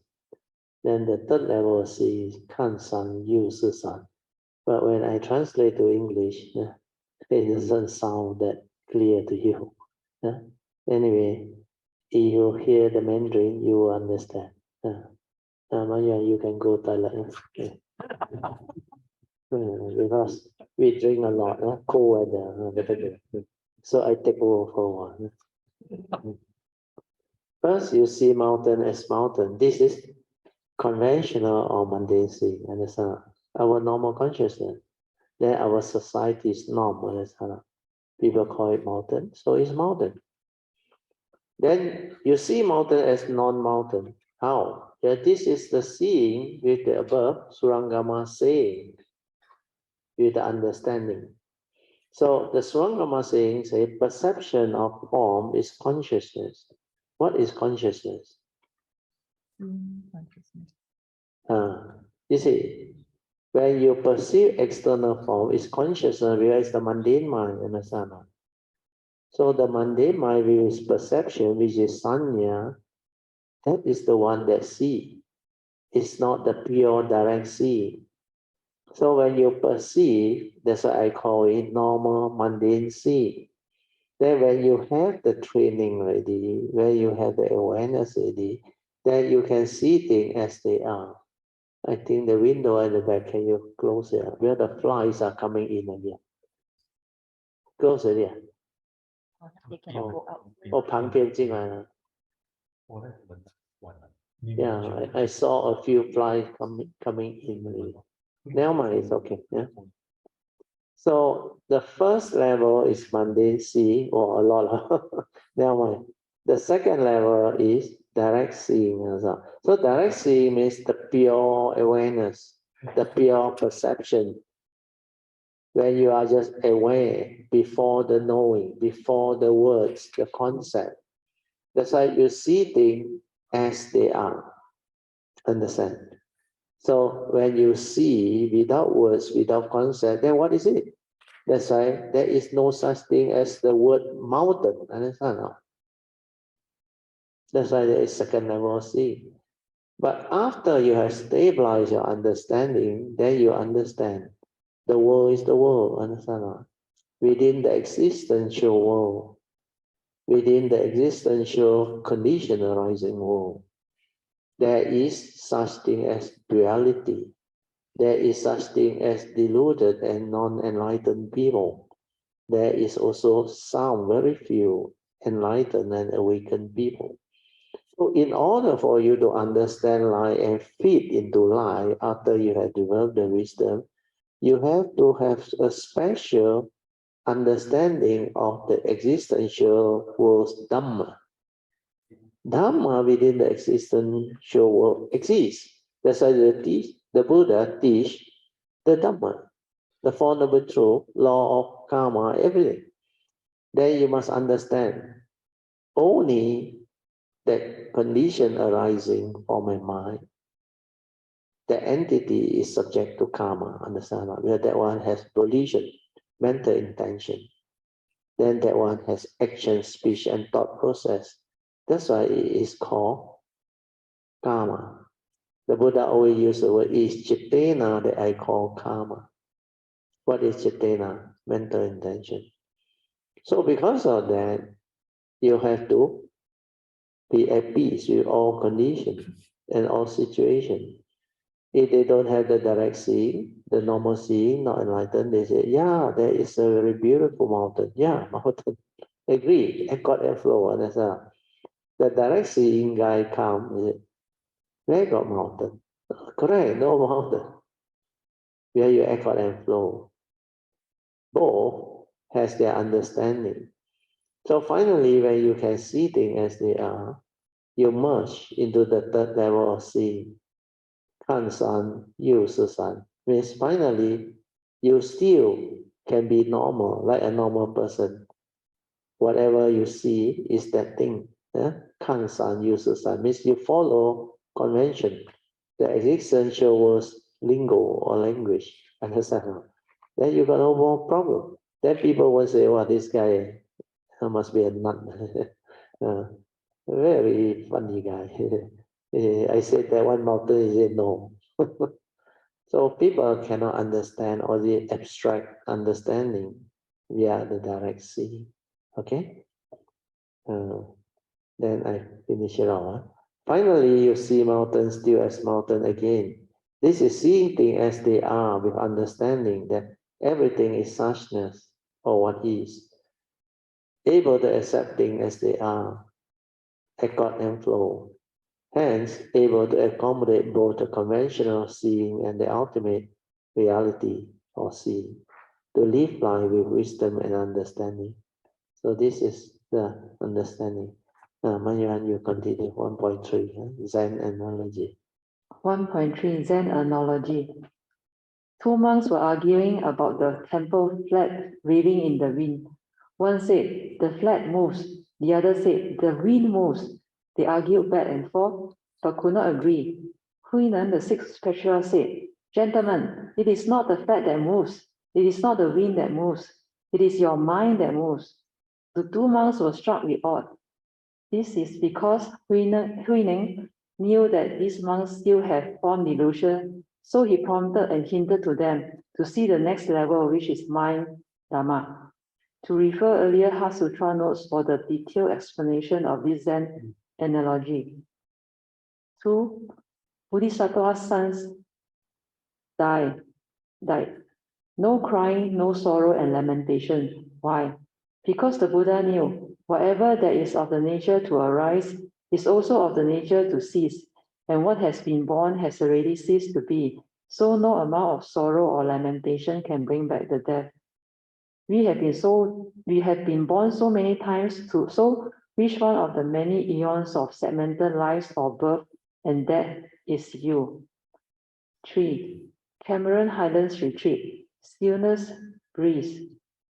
Dharma contemplation when your heart is silent and still. All of nature's phenomena plus mental and physical phenomena can be perceived clearly because they keep on arising via mental perceptions and consciousness within your silent or true mind. When at the retreat, you are very relaxed, at ease, and heedful most of the time. So Dharma contemplation can arise easily, and there is Dharma in everything that comes within your field of perception and awareness. Part 2, Report of Meditation. 2.1. Meditation is not just about developing calmness. Question. When I focus on an object to meditate, I can feel there is a grasping. Thus, I change to free flow and I find it more relaxing and there is better blood circulation with better awareness. Praratyo answered. Meditation is not just about developing calmness, nor having good and bad meditation experiences, but it is about developing wisdom via the silent mind in awareness to insight into the three universal characteristics of anicca, dukkha, and anatta. Meditation or bhavana consists of two parts, samadhi and panya. First part is samadhi, which is the path factors of samasati and samadhi, i.e. training the mind to be in sati or mindfulness, leading to the samadhi or collected and unwavering mind to arise the heedfulness needed for cultivating insights. Then the second part is to use this trained mind in sati and samadhi to meditate and cultivate the Dhamma as taught by the Buddha, leading to heedfulness, to develop the panya or wisdom. So how can you do that? Can you do that by focusing on an object of meditation? Or must you just train your mind to be aware via a skillful means or a meditation object? The latter will let you to an understanding of what you are doing in the name of meditation. So whatever happens in meditation, as long as you are silent and aware to understand what is going on, then wisdom can arise. If we have expectation that meditation must lead to calmness and good meditation experiences, then we have a problem when it doesn't happen. Most yogis tend to react and chase after good meditation, and what they do is they become unhappy and agitated when they cannot get what they want or expect. Hence, their mind is not at peace with the moment. This lack of understanding is the main problem that traps most yogis. You must understand that the moment you are silent, you are already aware and heedful. So you don't have to try to be aware. The trying is by thought, and if thought is active, how can your mind be silent and aware? The 5 mental hindrances that hinder your mind from becoming peaceful and calm will arise as long as your mind is deluded and heedlessly lost in thoughts. This habitual tendency of heedless thinking is the main problem. So to counter these 5 mental hindrances, we need to cultivate the opposite 5 spiritual faculties of Saddha, Virya, Sati, Samadhi, and Panya via cultivating the following. Number 1, the devotional practices of puja to develop the faith, the Virya, and Sati. 2, the mind-sweeping method and metta to decondition the heedless thinking via just feel and relax, no more thinking. Then 3, cultivate anapanasati or mindfulness of the in and out breath to stabilize the sati born of the birth training leading to the silent mind sati, followed by samadhi and panya. There was a question raised by a yogi during the last Saturday meditation class as to why the random thoughts keep on arising during her meditation. I told her, this is good because at least now you are able to be aware of your own lack of peace and understand why your random thoughts keep arising. Why these thoughts and not other thoughts? When you are aware of this without any reactions of mind and agitation or trying to do anything, then what happens? You will come to realize that these random thoughts arise due to your attachment or clinging to a lot of those mind activities that affected you during your daily life. And these arising thoughts have a lot to do with the memories, which you had deposited or accumulated scars or memories into your brain over the years. And since thoughts are a response to memories, that is how random thoughts arise during your meditation. But if you just let it be and remain silent and aware, then these random thoughts will start to slow down on their own until there is just stillness or quietness. Also, if you don't cling and live your life with heedfulness and wisdom, then all this clinging and grasping and accumulation will cease to be, and you will be very peaceful most of the time. We is the three universal characteristics of nature, and Pasana is to insight into. Hence, Vipassana is a meditation that leads to the ability of the mind to insight into these three universal characteristics of nature to arise the wisdom needed to liberate the mind. So meditation is about insight and not about good or bad meditation. Reaction of mind is due to one's wrong views that condition the arising of the wrong thoughts, leading to the fear, worry, anxiety, and restlessness of mind. Understand wire awareness, how these wrong thoughts come to be, and how they condition our fear, worry, anxiety, sorrow, and lamentation, etc. Wire thoughts with projections and proliferation is very important. Then understand how Dharma can allow us to develop the wisdom needed to free our mind, leading to the peace and tranquility within. This is meditation. 38 Heart Sutra class and meditation class. Part 1. Recapitulation and emphasis on the previous lesson. 1.1 Form Dharma and Mind Dharma.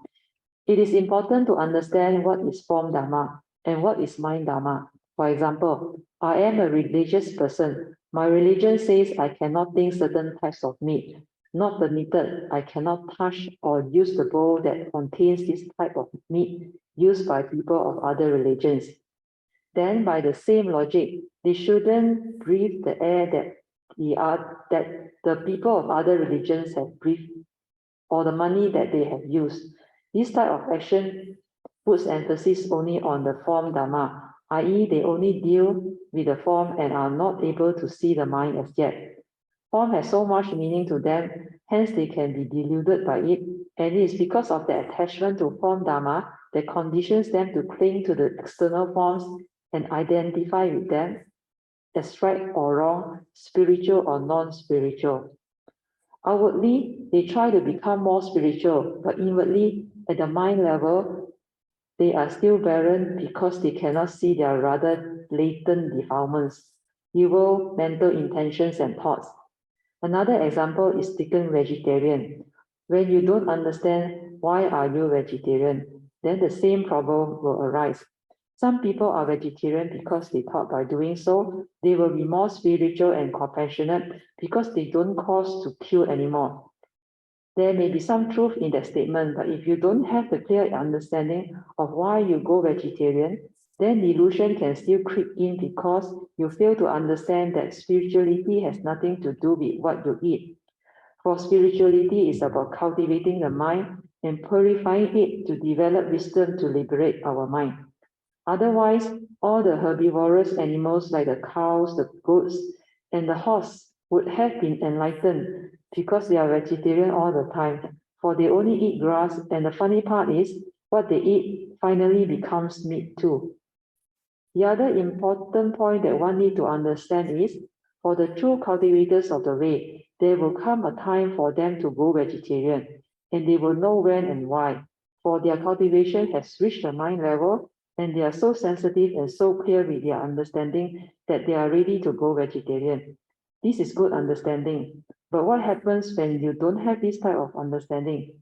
When your understanding and cultivation have not reached this level of refined compassion, then becoming vegetarians like the others has not much meaning, and it will not make you more compassionate and spiritual. It is like at the form level, you are trying to impress others outwardly that you are a vegetarian, but inwardly your mind is still not ready, and so cause with all the cravings, selfishness, anger, hatred, jealousy, violence, to harm and kill, pettiness and fear, etc. All these you cannot see. So what is happening? This is attachment to form Dharma and not cultivating the mind Dharma at the mind level to develop the wisdom to understand beyond form Dharma. This is like some devotees who chant to renew their 5 precepts but still break them. Outwardly, they will say, I am a Buddhist, you know, I cannot lie and steal or commit sexual misconduct, etc. But then inwardly, are they really a Buddhist? As a true Buddhist and to be worthy of the Buddha, the minimum we should do is to be able to at least heed his advice to avoid all evil, cultivate goodness and wholesomeness, and purify our mind, right? Number 1, to avoid all evils, we will have to keep our 5 precepts while developing our mindfulness and heedfulness to diligently cultivate the first 2 right efforts. A, to abandon the unwholesome thoughts or mental intentions that have arisen. And B, the other right effort is to prevent the unwholesome thoughts from arising. Number 2, to cultivate goodness and wholesomeness, we need to cultivate the next 2 right efforts. To promote or arise the right thoughts, right speech, and right action that are still not in you. And B, the other right effort to refine upon whatever right and wholesome mental intentions, thoughts, action, and speech that you have developed. As these 4 right efforts are cultivated at mind level, hence they are still thought-based cultivation, evolving effort or the thought. A better way to cultivate goodness, wholesomeness, and blessings is to understand that the absence of evil is by itself already good. With this understanding, one only needs to cultivate the stability of daily mindfulness, leading to the heedfulness to constantly avoid all evil mental intention that condition one's negativity. Then there will be no more need to use the right efforts anymore. Number 3, to purify our minds, we need to go beyond thought, to cultivate only mindfulness or sati, the silent mind, to see things as they are, without the interference of thoughts via its views, opinions, and conditioning. This is direct seeing, which is also called the 3rd turning cultivation, leading to the realization of bhavana maya panya, wisdom born of bhavana, or the meditative discipline. At the mind level, you can still be deluded because you must understand that your mind is the forerunner of all things. Mind is chief, and everything arises from the mind. So if one acts, speaks, and thinks with a wicked, unwholesome mind, then suffering will follow one like the wheel that follows the hoof. So even though the mind Dharma is more important than form Dharma, one can still get trapped at mind level if one continues to be deluded by the aggregates of mind.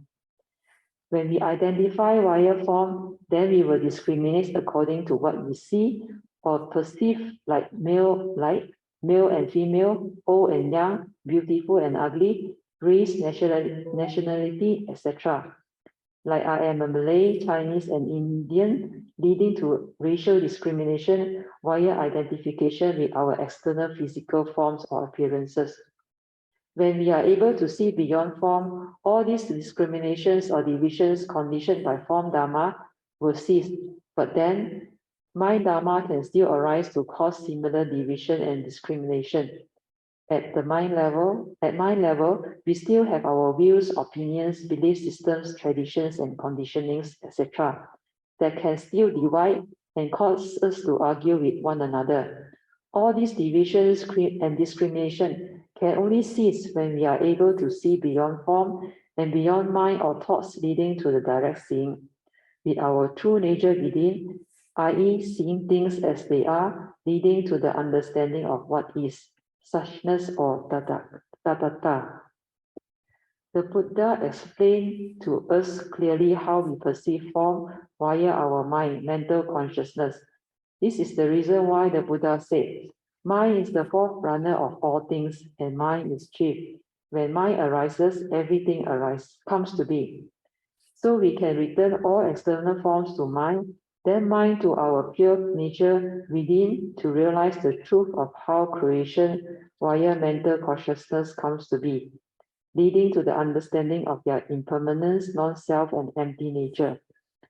When you awaken, your form and mind will cease, and your true nature within or your essence will be realized as the oneness, the unconditioned and the timeless, beyond thought, beyond mind.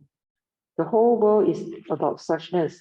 Truth cannot be monopolized by any religion or anyone, because truth is not your truth or my truth, for they are our own opinions of truth. Truth is whatever that can explain the way things are. So what is the truth? Truth is Dharma or nature's laws that govern all life and existence. 1.2. According to Mahayana tradition, there are 3 levels of seeing mountains, and they are: first level seeing, mountains are just mountains. Worldly mountain seeing, Mundane see. Mundane seeing, via the mundane mind leading to normal mundane seeing, which is the conventional truth. The second level seeing, mountains are not mountains. This is spiritual direct seeing, via the silent mind leading to awakening, realizing that perception of form is consciousness, whereas its non-perception is wisdom, spiritual truth. The third level of seeing is mountains are mountains again. Mastery gone beyond transcendental or suchness seeing.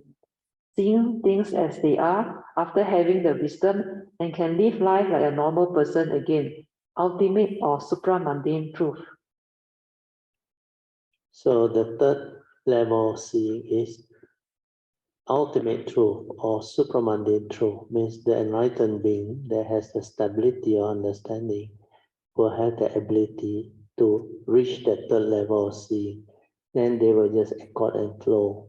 They will never argue because they know truth is not your truth, not my truth.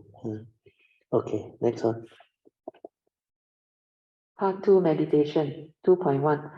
I used to have pain and now I don't have. Why? Question 1. I used to have pain when I meditate and now I don't have. Why? Brother Teo answered, you must investigate into it and find out for yourself.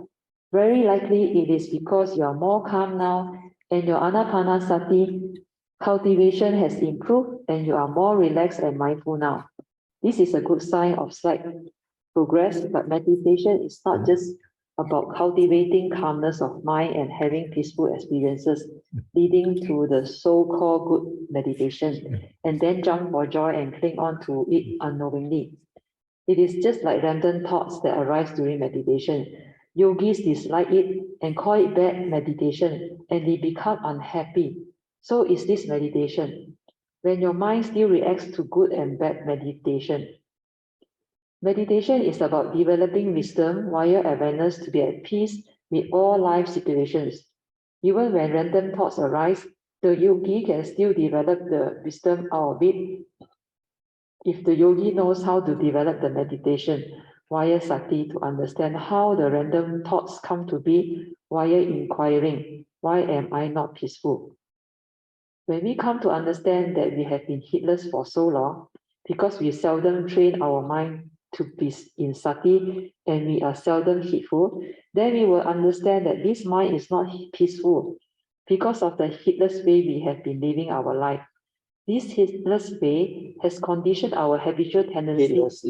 This heedless living has conditioned our habitual tendencies of ceaseless thinking and reactions to sense experiences, giving rise to the 5 mental hindrances, hence our lack of peace. If we just silence our mind via wisdom and not fill it with any more thought energies, like trying to focus and concentrate or do something to push away the random thoughts, then what happens? Try it and find out for yourself. You will be very surprised that The random thoughts will just slow down on their own and then become silent and still. This is a form of awakening and wisdom will arise. Then the yogi will suddenly understand with a lot of joy that the natural state of mind before the stirring and reaction of mind is already silent and still. So the cultivation of sati or mindfulness during meditation is not about doing with the thoughts, but about understanding that the moment I am silent without thought, I am already in sati. That means you don't have to practice mindfulness or try to be mindful anymore, because the practice or trying is by the thought. With thoughts so actively doing things, how can you be aware? So just silence your mind. Then sati is automatically there, because sati is awareness before the thought or the knowing. It is just pure awareness leading to the direct seeing. Sati is the silent, choiceless awareness of what is. The Deny Heart Sutra class and meditation class, part 2 meditation, 2.1. The significance of the three turning of the Four Noble Truths. Question 1. Brother Theo, the Sutta said Buddha become enlightened through self-realization. Then why is it also mentioned in the first sermon that the Buddha himself has also had to go through the three turnings of the Four Noble Truths to become enlightened? Brother Theo answered, the Buddha had already cultivated for 3¾ aeons to fulfill his 10 perfections cultivation prior to his full enlightenment in India 2,600 plus years ago. So the Buddha was already a Bodhisattva then, and he had cultivated the three turnings of the Four Noble Truths before. What happened was, when he became fully enlightened under the Bodhi tree, he inherited all his past perfections and cultivation. Hence, he knew the three turnings of the Four Noble Truths are very important. In the first sermon, the Buddha's opening statement is to advise the five ascetics to avoid the two extremes of, number 1, sensual indulgence, and 2, self-mortification via following the middle path, which is the Noble Eightfold Path, as proclaimed by him. The deeper meaning of the middle path is to transcend all dualities.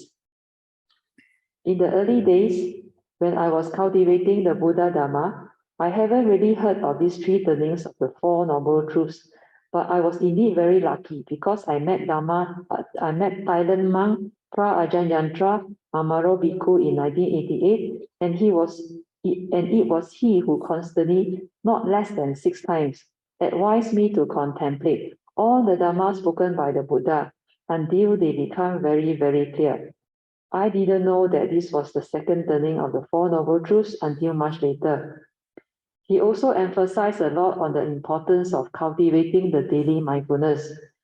Because of my very strong sada or faith in Ajahn Yantra and the Triple Gem, I cultivated this Dharma contemplation or the second turning wisdom and the daily mindfulness a lot, and my understanding of the Buddha Dharma started to stabilize, and my progress along the path of Dharma became very smooth and fast.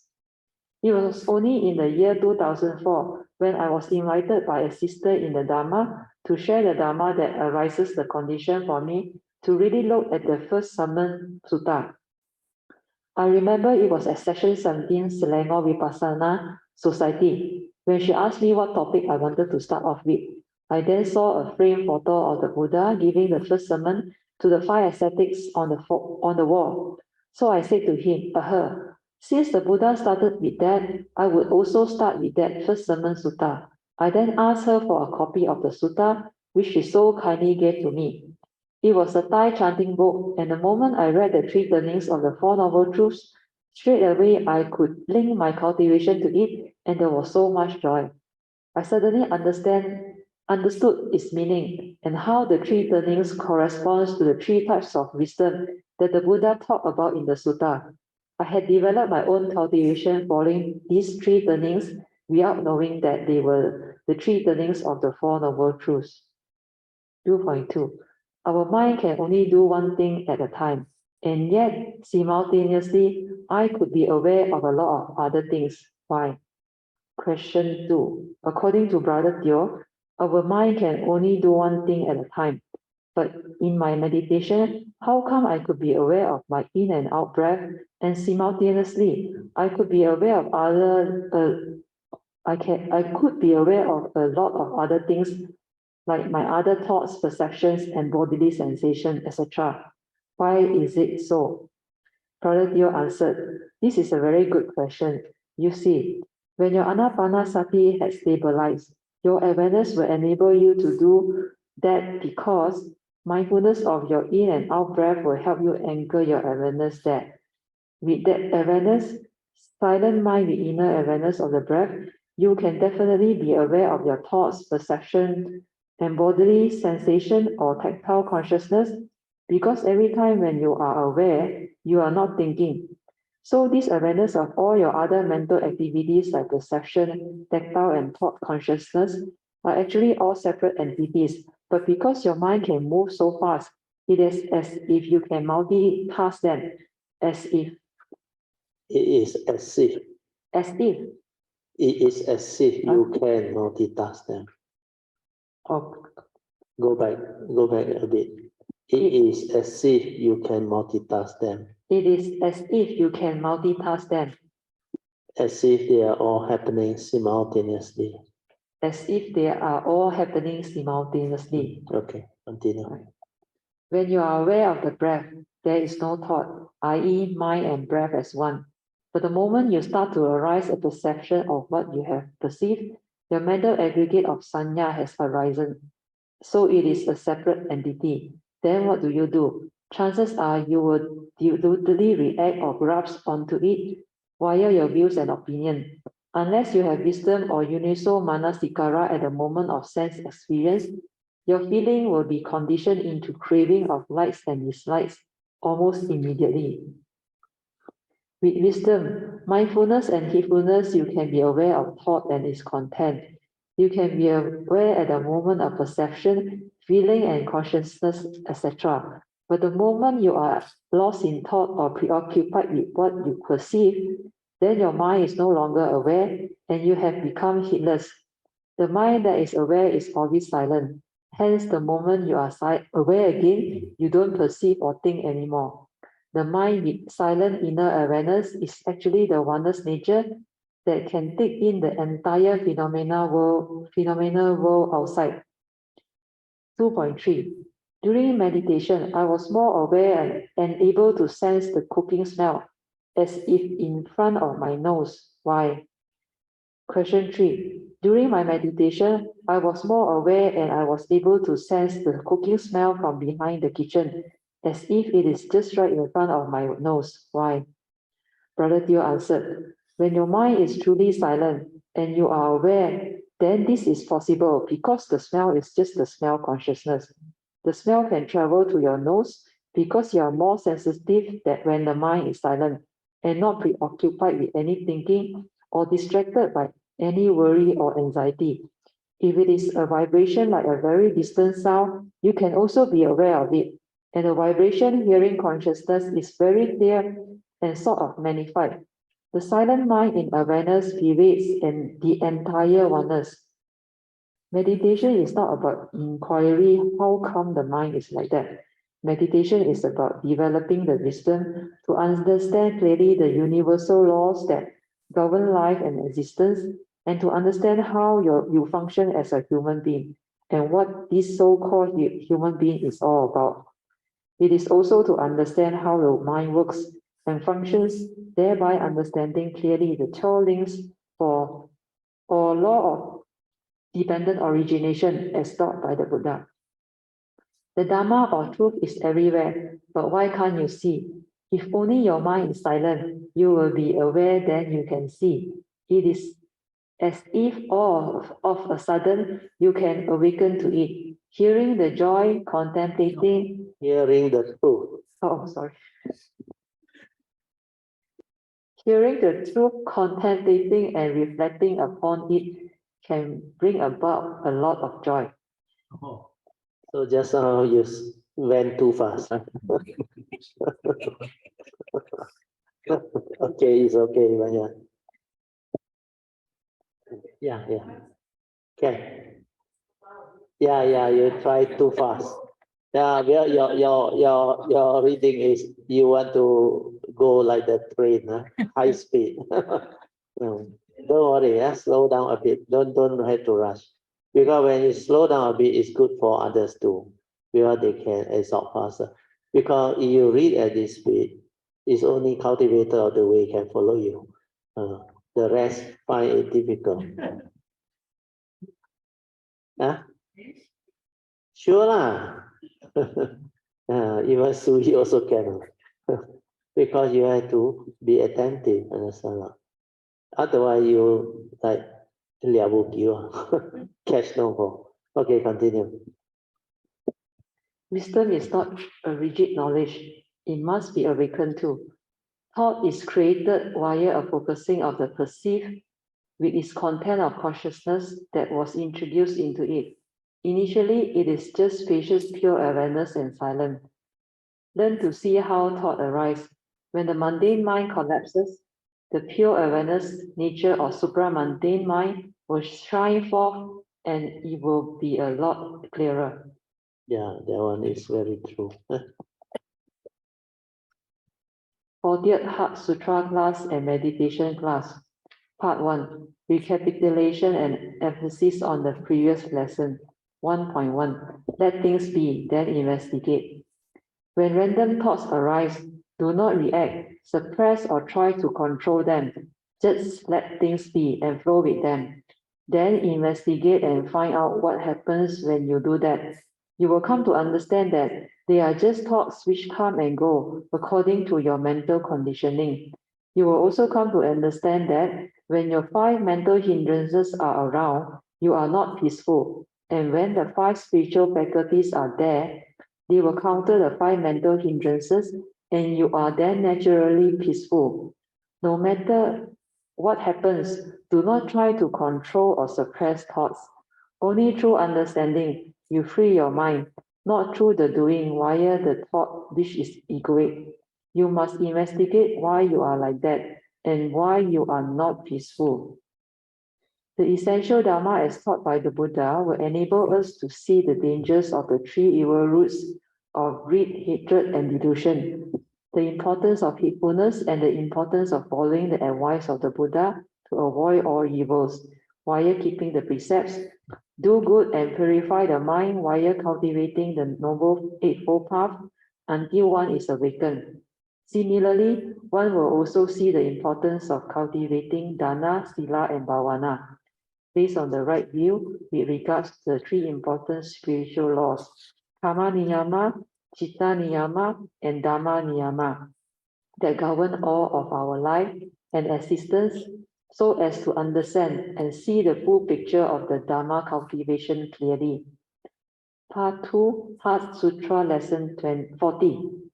The 12 conditioned causes, page 84 to 88. 2.1. The 10 Dharma rhymes. The Buddhist cosmology. Yeah, the Mandarin word is 十法界. 十法界. Okay. 10 Dhamma rhymes. The Buddhist cosmology consists of 10 Dharma rhymes. First 4 rhymes are the rhymes of the saints or enlightened ones, and they are, number 1, the rhyme of the Buddha. 诸佛法界. 诸佛法界. Number 2, the rhyme of Bodhisattva. 菩萨法界. 3, the rhyme of the conditioned enlightened ones. 圆觉法界. 圆觉法界. Number 4, the rhyme of the sound hearers. 声闻法界. 声闻法界. The other 6 rhymes are the rhymes of the living beings subjected to birth and death, and they are equivalent to the 31 planes of existence within the Theravada tradition. They are, number 1, the rhyme of the heavenly beings. 天人法界. The realm of the human beings. 人佛法界. 人道法界. Number 3, the realm of the demons. 阿修罗法界. 阿修罗法界. Number 4, the realm of the animals. 畜生法界. 畜生法界. Number 5, the realm of the hungry ghosts. 恶鬼法界. 恶鬼法界. Number 6, the realm of hells. 地狱法界. 地狱法界. Some of the great bodhisattvas like Guan Yin, Guan Shi 菩萨. 菩萨, Wen Su 菩萨, Yeah. Fu Xian 菩萨, and Erstwhile Dijang Wang bodhisattvas, Dijang Wang Pusat have already fulfilled their 10 perfections to become Sama Sambuddha, but due to their great compassion and love for the living beings, they have used their great vows to continue to come and save living beings. Just like Erstwhile Bodhisattva, one of his vows is that if hell is not empty of living beings, he will not become a Sama Sambuddha. Yeah, that one is very beautiful. Yeah. Okay, not bad. So we stop here, 200 already. So at least we cover ahead of schedule already. I seldom go so fast. Normally I have to towards the end rush. Then I catch up. But now luckily got one bullet train. Not LRT, high speed train. 300 over kilometer an hour. Yeah. So lucky, yeah.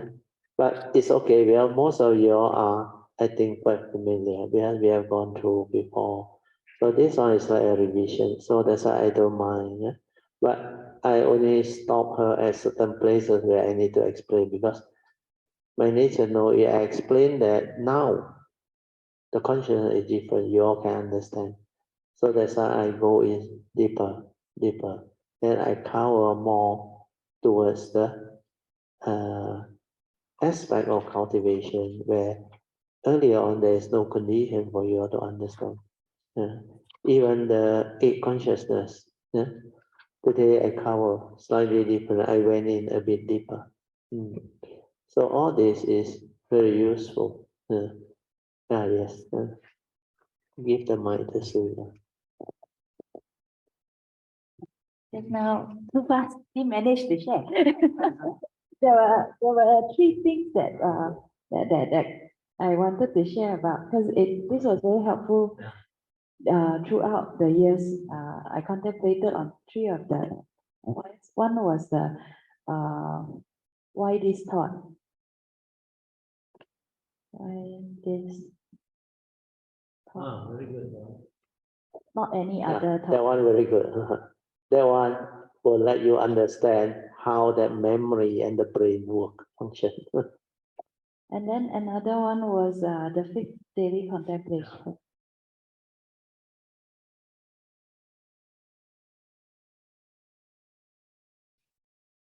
About karma.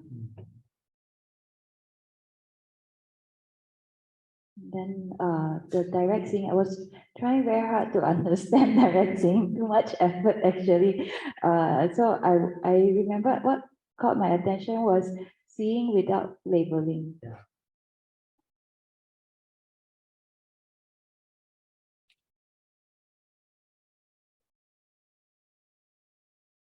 So I put the points here before I forget. Yeah. Then I go through the sharing.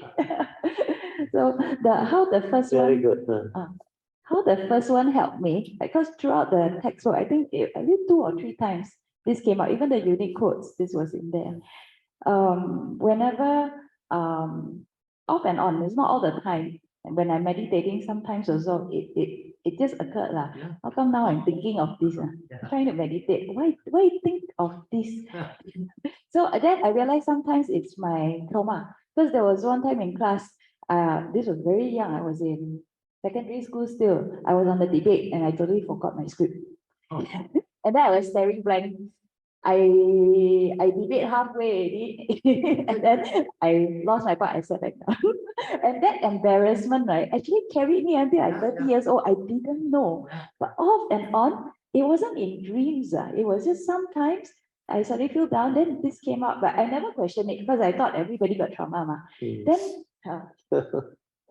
Yeah. Very good. I haven't finished. Yeah. Very good.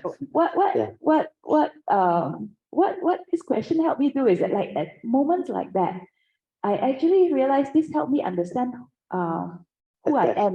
I really do self-discovery here, self-search. It's like, hey, I'm letting this haunt me. It's nobody else doing. I'm letting it do it to me. Then that means there must be something that is holding on to this. Then I tick. It's the embarrassment. I felt that I was very badly embarrassed. Only when I asked this question, I said, why this thought? Which part of this whole experience really impact me? Then I really think is, the Pali say. Then I was like, hey, I need to get over this. Then it really made me look at who I am, what I have become, who I made myself to be, what habits I want to keep, what habits I don't want to keep. So this was really helpful throughout. That was only one example. Many times throughout the whole 3 years or so when I was attending this 2017, 18, 3 years I attended. So it was repeated every time. And throughout those years, off and on, this really helped me. And I really see who I let my memory become. This bundle of memory, what I have been storing, or at least the memories my brain go and prioritize and bring up to me every now and then were all these. I realized why, and then I reslot nicely what I want to remember, what I don't want to remember so often. Then just to add a bit, so that can improve the understanding. You see, like she said, she finally traced back is the Pisces embarrassment that trigger of that phobia, that trauma that accumulated in her brain. But she was lucky. It was just at the subconscious surface level. Understand? If you had gone into the unconscious, nightmare, everything will come out. Then the other thing is, you see, Pisces, who is Pisces? It's the thought where you are egoic, you identify yourself, that I student, okay? So then Sui is embarrassed with the thought say, hey, how can you forget the script? It's a debate, No, the Pisces wasn't so simple. I was holding a grudge because when I was reciting my script, because I memorized all my points, stood up my turn, I started to speak. I was looking at the audience. Then the last row, there was one, like two guys sitting down here making fun, laughing at jokes. Then at one time they laughed. That was like, because I noticed their laughter, I don't know where I thought until already. Then I was blaming that person for my mistake. I held that grudge, never told him anyone. So you know what happened or not? Like I say, when you are lost in thought, preoccupied with that two guy, the awareness no more, then you come back, you cannot remember. Then panic. When you panic, the script, the memory all gone. That's why memory cannot help you. Memory is not wisdom. Wisdom is different. No need to remember. That's why I just ask you, why did I come here? How did I end up here? The moment you tell me, I can continue already. Understand? So I don't have to remember. But for her, it's good experience. But the other thing that I can advise her is, last time she did the mind map, help a lot. Then she discussed with me, I adjusted a bit. Now, if she go back and read the mind map, she will understand it more, and she know how to refine upon it, on his own understanding, her own understanding. The Dhamma is like that one. At that time, she was doing the mind map so big, she IT. She want to help people, which is very good. Then too many, and the time I know the understanding not that deep yet. So a lot of things I see, okay, simplify that, adjust a bit, unless got like out by a bit, then I adjust. So enough for her at that level and for most people. But now she look at it, it becomes clear already. Then she will appreciate the Dhamma more, the one I adjusted, edited. Then later on, she can on her own act in things through her understanding. Very good. Continue. Next one. Okay, the next sharing about the fifth daily contemplation about karma, the ones that say that we are born of our karma, heir to our karma, conditioned and supported by karma. We actually are what we are because of our karma. So if it's everywhere, then I should be able to see it, right? Then I was thinking, where's the karma in this? Where's the karma in this? Yes. So I was, at one point, because they say investigate, ma. They say this, don't believe, go and find out. Then I developed my own understanding. Well, I find this helped me. In the end, because of, I was feeling gratitude a lot throughout the cultivation. Then I think about it. Everything we are, especially we are conditioned and supported by karma. Things supporting me now, apart from relationships with all the good people, and also all these inanimate objects, all these came to be, they don't pop up in the middle of the air. They were created by people, delivered, manufactured, idea came from people, and then exchanging hands, someone near me bought it, and then it's here. So this whiteboard, even though they manufactured millions of it, this particular one had affinity with Sampo Temple and had affinity with us. I somehow believe things, things have ling sing. I don't know, the Chinese have that kind of like, they have their own, it's not identity or soul, but they're all unique. Everything is unique. They are also made from atoms and everything, right? So they're all part of nature, all came from nature. And they had karmic affinity with me, then only it'll be here. The conditions are not here, this won't be here. The thing I bought, the bag, the tumbler, the mat, everybody I meet, even a casual hi, if someone came to the temple today and they just came by and left, if I manage to see them, say hi to them, that is affinity there. That is karma at work already. So when I came to this understanding, I start to see everything afresh, everything anew. I don't take for granted. I saw life in a deeper way. Everything became so beautiful. It's no longer very simple. Everything took a long journey to get to me. If I can have an encounter and engagement with anything or and whatever I read on the internet, even if COVID WhatsApp, the one I receive will be different from the one you receive.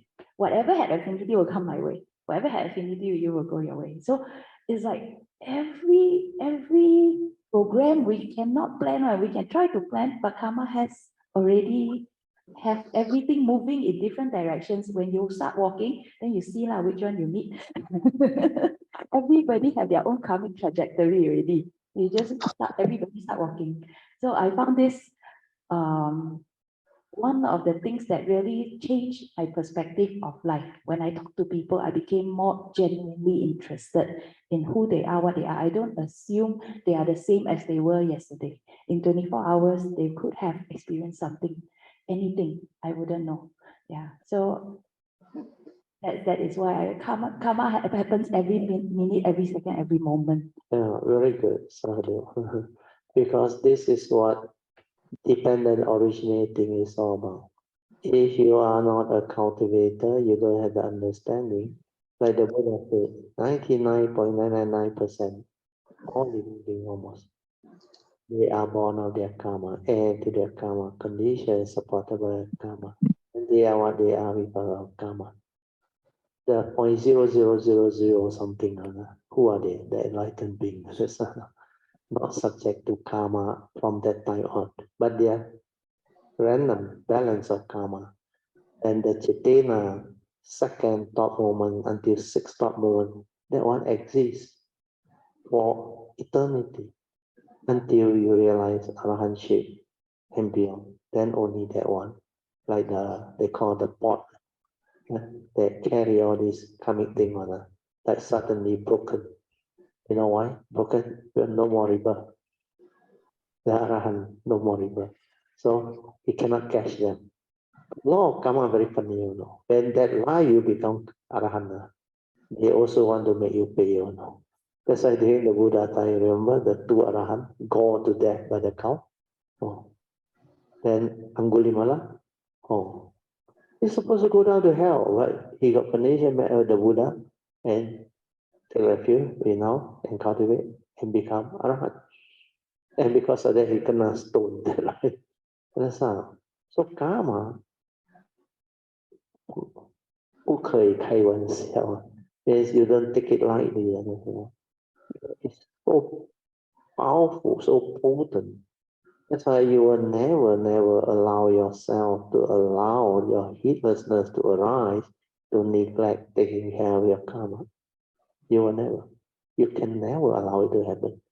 It's not worthwhile to break the precept, to create the negativity of karma. You have to pay one somehow. In what way? It depends. Like just now, Sui, he I think explained to Yun Chan downstairs in the kitchen. He said, you have to pay, but you can pay in other ways. So that's why she got gratitude, appreciate.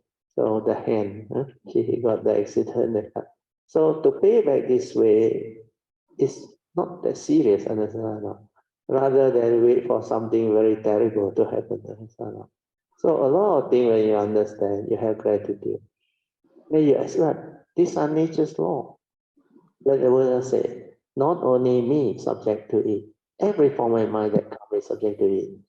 But whether you have to confront it and become miserable or afflicted over it, depend on your understanding. Like when you have already have the Dhamma, you have the understanding, the sensation, that I can sense that something is not right, my nature knows. Like those second thought moment to the sixth thought moment, that I have to pay back one. I don't want, I cannot run one. So what happened is like this, like, I got a lot of this very minor one that I pay back when I was young. Of course, after I went to school, 7 years old until Form 3 or so I always that time walk barefooted, seldom got shoe one. Most of the time is slipper and all that. Then the slipper, in the kampong, there's a lot of these zinc sheet, construction debris and all there, with the nails still there, So I step on it, that type of Japanese slipper, sure go through. So I cannot break my nails, some rusty one. But luckily, my father is a Yorkshire born Chinese people. He got this sa kiong. You powder mix with the rice, make it sticky, and then you put. No need to see doctor. There's a doctor Tan Bojia. Most people say, hey, tighteners or Paul Sang must go and get injection gel. Never. Then sometimes cut by the zinc sheet, and then broken glasses or it's minor one. Then the only one, slightly major one, was you remember the coconut leaf, green one that came down? That one really come out. That one when I saw it, I tell myself, but no pain, no funny, but blood oozed out, a lot of blood came out. My friend or panic, oh, the blood like Jujuan like come out on the tap. But I don't know. So the two of them carry me, bring me back to my father's shop there. Oh, my father will go. We get the angyo chui and the cotton and all that. So he put everything. Then he asked me to rest. I just rest on the fan po chong. Then not much pain. Then the next day I feel better. Then I recall, three of us were sitting on a bench at the back of the Mangala. I was in the middle. Then next to us was a shade, a shade. Where that shade was, I think, somebody built it to store things. So about 2 feet away near the bench. And that day was sunny. Of course, got some wind because the open area. Suddenly, for no reason, that green leaf, not dry leaf, that time I so small size, I think 9 years old, 10 years old, I forgot already. At the more I was 20, 30 old pound, that thing came down, hit me, I flew off, almost 15 to 20 feet away. I also don't know what happened. Then my two friends panicked, then they saw where I was flat over the blood oozing out. Even the shirt that I wear, my mother made for me, tear. Understand? Oh, but that spot only, and luckily my hand no problem. I recover. And I know that one cannot be one. Where got so sweet one in the middle, kena you. At least the two side one higher probability, which direction also. But from the back one. And that one come, I can remember. Hit like that. Then later on, when I grew up, I start to develop a lot under that. A lot of things he let me see. I stole my mother's $2 angbao. I lost like shit. The Chinese New Year. Every time New Year, I make money. I very good at gambling at that time. Play card, play mahjong, play poker. Because our kampong is like that one. So every year, without fail, from 2 ringgit, I can make $100 over the winning. I very lucky. My mind very strong. I like concentrate on the card. Become like 5 I ulut really come on. But that year I steal my mother 2 ringgit. Where my father giving 12 ringgit angbao. He said, you pass 2 months. He trusts me, and yet I saw 12 and thought, take 2, mom don't know, so protect the 10. So give, take. That night I went for the DHAMMACKAPPAVATTANA, the 3 cards. You know what happened? Sway until like man. Then the 2.24 ringgit down until left with 30 cents. Yeah, the cent is all 10 cents, 10 cents, 10 cents. So I got 3 more bet on it. So I don't care. No. I use my willpower. I say, I want to have 10 points. You really don't believe it. Whole jail. And I really got 10 points. No. I thought my pool money, before I can take, somebody said, wow, Saki Angkong, triple picture, God. Then the second one, I say, I vow minimum 333 or 10 above the Saki Angkong. And you know what happened? Game, no, 10. That joker got 333. Got such thing. Then after that, I know already. Forget about it. The last one, I say, unless triple A's, nobody can beat me. Okay. You know what happened? 2 A's come. No. At the third one, bo pi one. No. So either a A's or a 2 or a 3. But the karma is up to there. Cannot already. Yeah. I stole my mother's 2 ringgit. That's why I cannot break myself. I break, I cannot cow. I show it to me there. Then I ulut, I thought A's suddenly there's the 3 come out. Down there got something either 2 or 3 turn out to be. So I said, hey, amen. That's how I came to know all these comics. Yeah, when I was young, they showed it to me. Like so we say, the causes and conditions already there, everything's set already. So you cannot run. But I realized with wisdom, I can avoid a lot of things. Understanding. So sometimes, like I told you that time, my new car, within a month, 3 of my 4 tires punctured. There got such thing on new car, no? 1 also quite rare. Then 2 also lucky rare. 3 means I had to pay the money. Then I know, you know what I did? I asked for forgiveness. That time I know how to do it now. Then I tell myself, I must make offering. You know what? I came out and work already. I have the Dhamma understanding. Then I like make offering, donation. That time I didn't really go to many places. So I see newspaper that need money, I donate. Medical condition, I donate. Then I read it metta, I read it love. So I did this. Then after that, everything go back to normal. Because the sign of karma, and karma, where you have the condition to kena, it come like bundle, not one by one, no, a lot one. So my mind become very sensitive. That's why later on I learned that I understand. Then I knew why. When you go song, you create negativity of karma, means through the evil root. Then the karma got conditioned to come and manifest because of your mind state. Then I change. I don't want to develop that one. There later on my mindfulness all there, you know. That's why I overcome it. Then after that, no more. No. Until now, no more.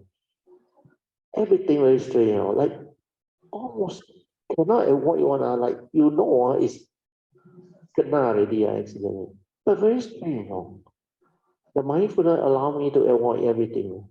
There was one incident in Thailand, I remember, at this near Anandagiri there, Khao Kok. There is an organic farm owner, I think, Kun, what is the name? I forgot already. He donated the land for Achalo. I forgot Kun what already. Anyway, it's like that. We were invited by Cindy and Mossy, that trip, remember? We went there, he recommended we stay there. He's a very kind person. So we actually, the chalet, everything, we stay there. Then he got a kuti down there on a slope one within the area. So that night, Mossy introduced him to us. So they are all down there already. Then I came late, so I saw the light there. They all one group, Meta sitting. So I came down. Oh, where is a slope? And you know what happened? I stepped on a stone. Then the stone give way. Give way. Then I know I'm going to fall already. But because of my mindful awareness, I can choose where I want to fall. Then I remember through my mindfulness awareness, I saw that boulder, a very big one. So because of that, when I sleep, I lost balance, and then I had to fall. So I had to choose where to fall. So I choose to fall away from the boulder. Then I landed like one of the trip also, remember? The spiritual trip to one of the China one. I came down the bus, my leg no strength. Then I fall down. You all panic. But I know how to roll myself, understand? Yeah, I was aware. But the leg no strength, give way. Yeah? Walk too much or tired or what else, I don't know at that time. So this also same. I was very mindful. Then I avoided it. Then everybody panic. But you okay?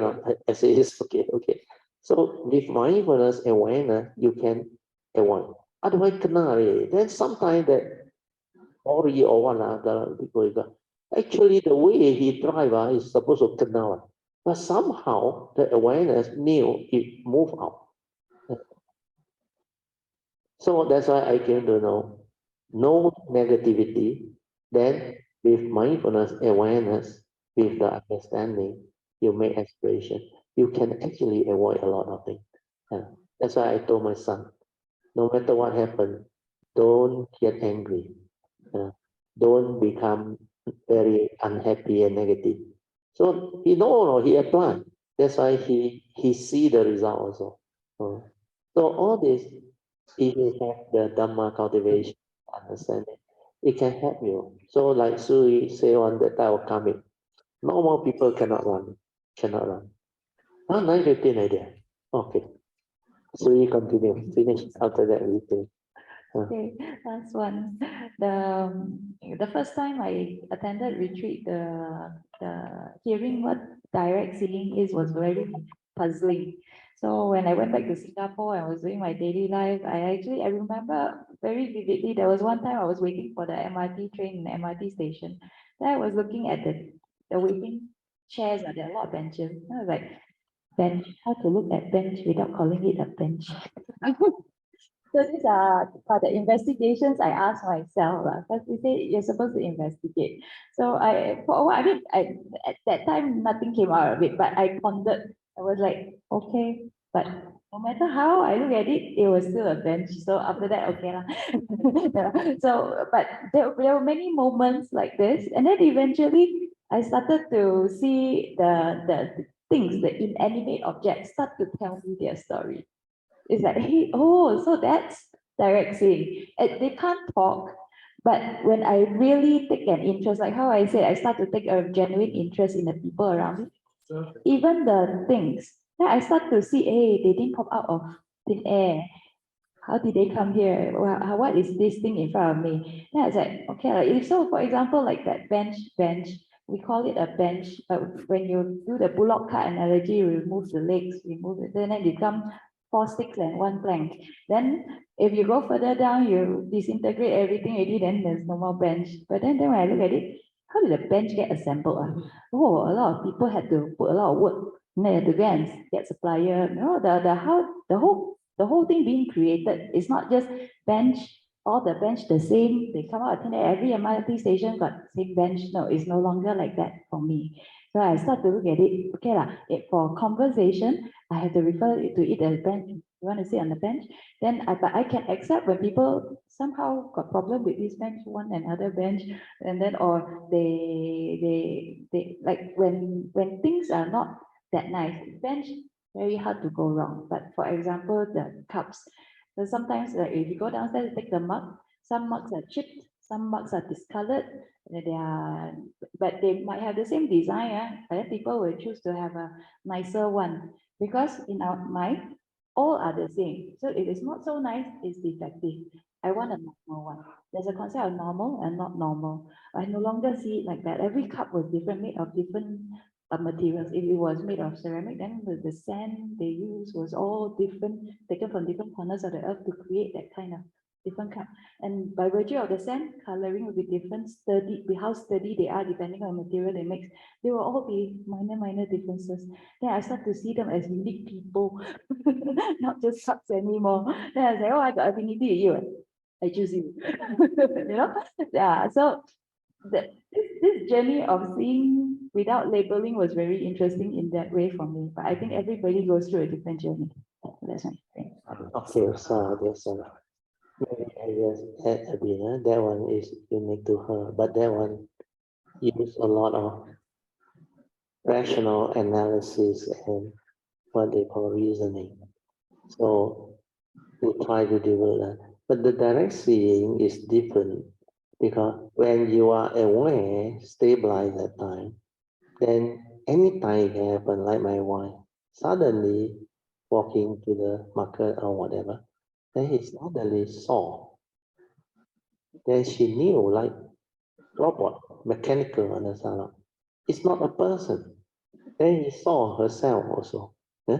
That this one is like functioning by itself because of condition, views, opinion. So it's like there is nobody inside there. Then later on, your awareness become more stable at that time. Then when you see things different already. You don't label, you automatic one. Like when I see something, I see one. That's why it's very pristine. Everything is like, because from the awareness, like what Alicia go through, that awareness nature have that oneness awareness. So it's not fixed, not focus per se, then create thought. This one is aware. When you are aware, that is the direct seeing. All the activity and the movement without word one. That's why it's amazing. So when I see anything like this one, I used to tell you, if you are so conditioned, microscope, you don't see already. Microphone, mistake. Microphone, you don't see. You think you know, microphone 嘛，有咩咁好睇？But you really have the attentiveness and the mindfulness to see, you observe.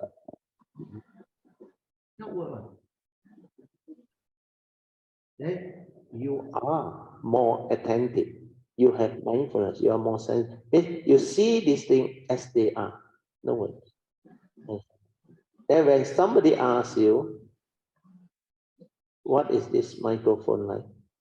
You can recollect one, no? Oh, black color. You can make it. But when you see, you just see as it is. The example, you look at the black rectangular board there. Those who don't know Mandarin, very easy. Direct see. You don't understand. Then you see all those so-called Mandarin words the way it is now. No word come out unless you can recognize. I also cannot recognize all the four. Then the small one cannot see better still. That's this like the baby, they see as they are, understand? So that is a very close analogy. But the real one, the direct seeing is even when you have the conditioning, you know how to read Mandarin, but you see things as they are. You want to know, you can know. You remember I told you, because you're aware, like specific phenomenal awareness. Then if I decide to know, I can know. I decide to feel, I can feel. All this is possible. Understand? But the direct seeing is where your nature stabilizes, the awareness shines forth. Then what you see is that nature's observation is a general awareness. Understand? But when you go to specific phenomenal awareness like this, what? Not microscope, microphone. I have this tendency to mix up the word. Understand? Yes. This word, they are not like something that is I very familiar with. I once a while use one, so I tend to make mistake. Then sometimes I pronounce it wrongly. So we every time correct me. So I mean, this is what I must admit. I don't go into all this. I don't have that like I want to be perfect in everything I did. No, for me, enough for me to understand and communicate. That is it. Otherwise, I don't want to learn. Why should I waste time learning all these things? Basic understanding of the language and all things that I use. But when I make the mistake, tell me, like my spelling mistake. Because now that thing, like after so long, you didn't use the English word and write on the whiteboard. 3 whole years already, actually. Then I seldom write. You see now my writing also no good already. Last time my writing improved until every year. Better. Then now I realize go back to like last time, like Tao already. So whatever it is, the cultivation is not that. Understand? When you have the awareness, then you can have that type of see. Then when you have that type of see, very funny. How come you see like that? Because there is the awareness seeing. It's not from here. From here, you keep on creating words, concept, idea.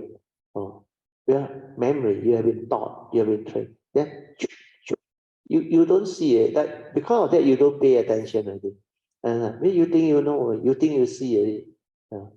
Like Yun Chan said, he put on the one. Raymond didn't see. Then he showed laughing because Yun Chan spouse so many years already, 有没有好睇 So all this is what the normal human beings, mundane minds, perception. The perception always go to memory first. Perception, memory. So what you all need to develop is train your awareness to be stable. That's it. No need to try using the thought to analyze, to find way to do the direct seeing. That is using thought, approach it for knowledge. So it will not bring about that one. It may happen, but take long time. Until unknowingly, when your awareness stabilizes, then suddenly you see. Then sometimes if you are not careful, you may think, yeah, I started with like that. Then suddenly the awareness nature stabilize, you don't know, then you see. Then you will tell people, you do like that. Then one day you see. It's just like that guy. He said the teacher teach him slaughter animal or they make offering, then reborn sucker. Actually, he still do another one. He got psychic, but he saw that karmic was not that few life before one. The few life before one, he actually go to hell. Second one, he told him, you go tell your teacher. That was the distant past when he got jhana, everything. He helped the monks. So that wholesomeness gave rise to causes and conditions for him to take birth in the place he wants to take birth. It is very wholesome. So that's why because of that. Just now we went through one section here. Wealth, long life, heavenly, all from what? Heedfulness cultivation and become enlightened. He's one jhana, that's all. But he aspired, he also became king Saka. So you sometimes can see past life or psychic, say, but you are not a Samasa Buddha. No. May not be the correct one. No. You go and take this one and say that one is me. That is how I become what I am. Then you go, yeah. Understand? So always remember, analysis, reasoning is thought based, knowledge based. Try to find an answer, a solution. But that is not direct seeing. The direct seeing is just the awareness without the thought. Okay? Sadhu, sadhu, sadhu. So before we recite Maha Mangala Sutta, let's recite Vandana 3 times. Namo tassa bhagavato arahato samma sambuddhassa. Namo tassa bhagavato arahato samma sambuddhassa. Namo tassa bhagavato arahato samma sambuddhassa. Maha Mangala Sutta.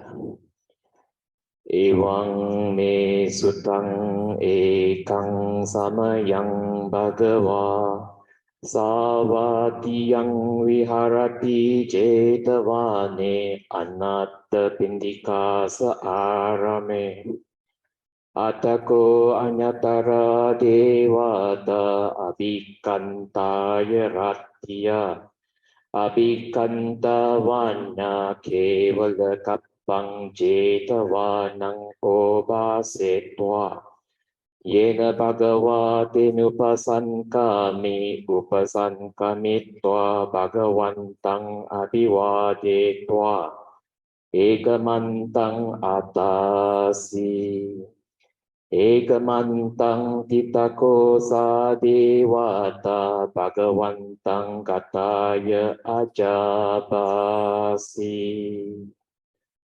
Bahudeva manusaca mangalani acintayung akan kamana sutta nang bruhi mangala muttamang asevana ca bala nang pandita nang ca sevana puja ca pujaniya nang etang mangala muttamang Patirupa desavaso ca pube ca katta punyata Ata samapani di ca etang mangala muttamang Bahusaccan ca sipan ca vinayo ca susikito Supasita ca yawa ca etang mangala muttamang Mata pitu upattanang puta darassa sanggaho anakula cakammanta etang manggala muttamang dananca dhammacariya ca natananca sanggaho anawajani kammani etang manggala muttamang Arati virati papa majapana ca sanyamo apamado ca dhammesu etang manggala muttamang garavo ca nivato ca santuti ca kantanyutta kalena dhamma savanang etang manggala muttamang Kanti ca sova cassata samananam ca dasanam kalena dhamma saka ca etang manggala muttamang tapo ca brahmacariyan ca arya sacana dasanam nibbana saci kiriya ca etang manggala muttamang Puttasa loka dhammehi citang yasana kampati asokang virajang ke mang etang manggala muttamang Etadisani katwana sabata maparajita sabata soting gachanti tang te sang mangala muttamangti etena sacha vajena hotu te jaya mangalam etena sacha vajena saparogo vinasatu etena sacha vajena saparogo vinasatu sadhu sadhu sadhu. Very good. Thank you so much. Okay. Yeah. Om Mani Padme Om. Om Mani Padme Om Mani Padme Om Mani Padme Om Mani Padme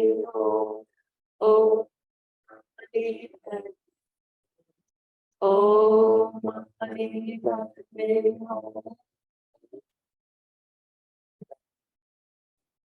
Om Mani Padme Om Mani Padme Om Mani Padme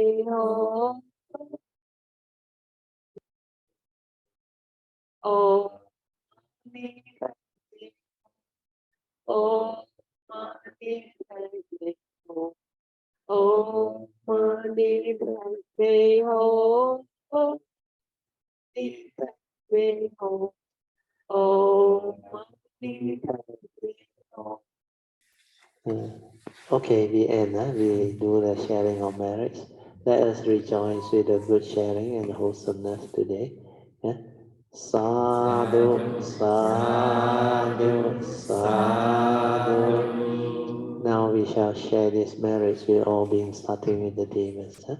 Akasata Chirpumata Devanaga Mahindika Punyang Tang Anumoditwa Chiram Rakantu Lokasasana Etawata Jamhehi Sampadang Punya Sampadang Sabbe Deva Anudanti Sabba Sampati Siddhya Idang Menyadina Hotu Sukita Hontu Nyatayo Idang Menyadina Hotu Sukita Hontu Nyatayo Idang Menyadina Hotu Sukita Hontu Nyatayo Devo Asatu Karena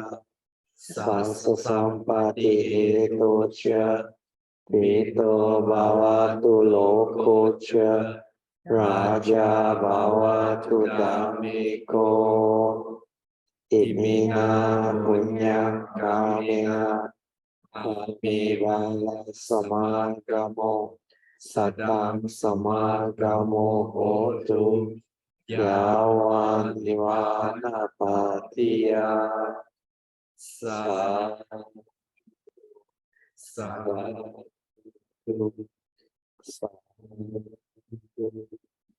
Okay, you all can pay respect mindfully to Lord Buddha, and we end the whole session. But be careful, a lot of flies. I don't know why today there is quite a lot here now. I want to listen to Dhamma. Here also.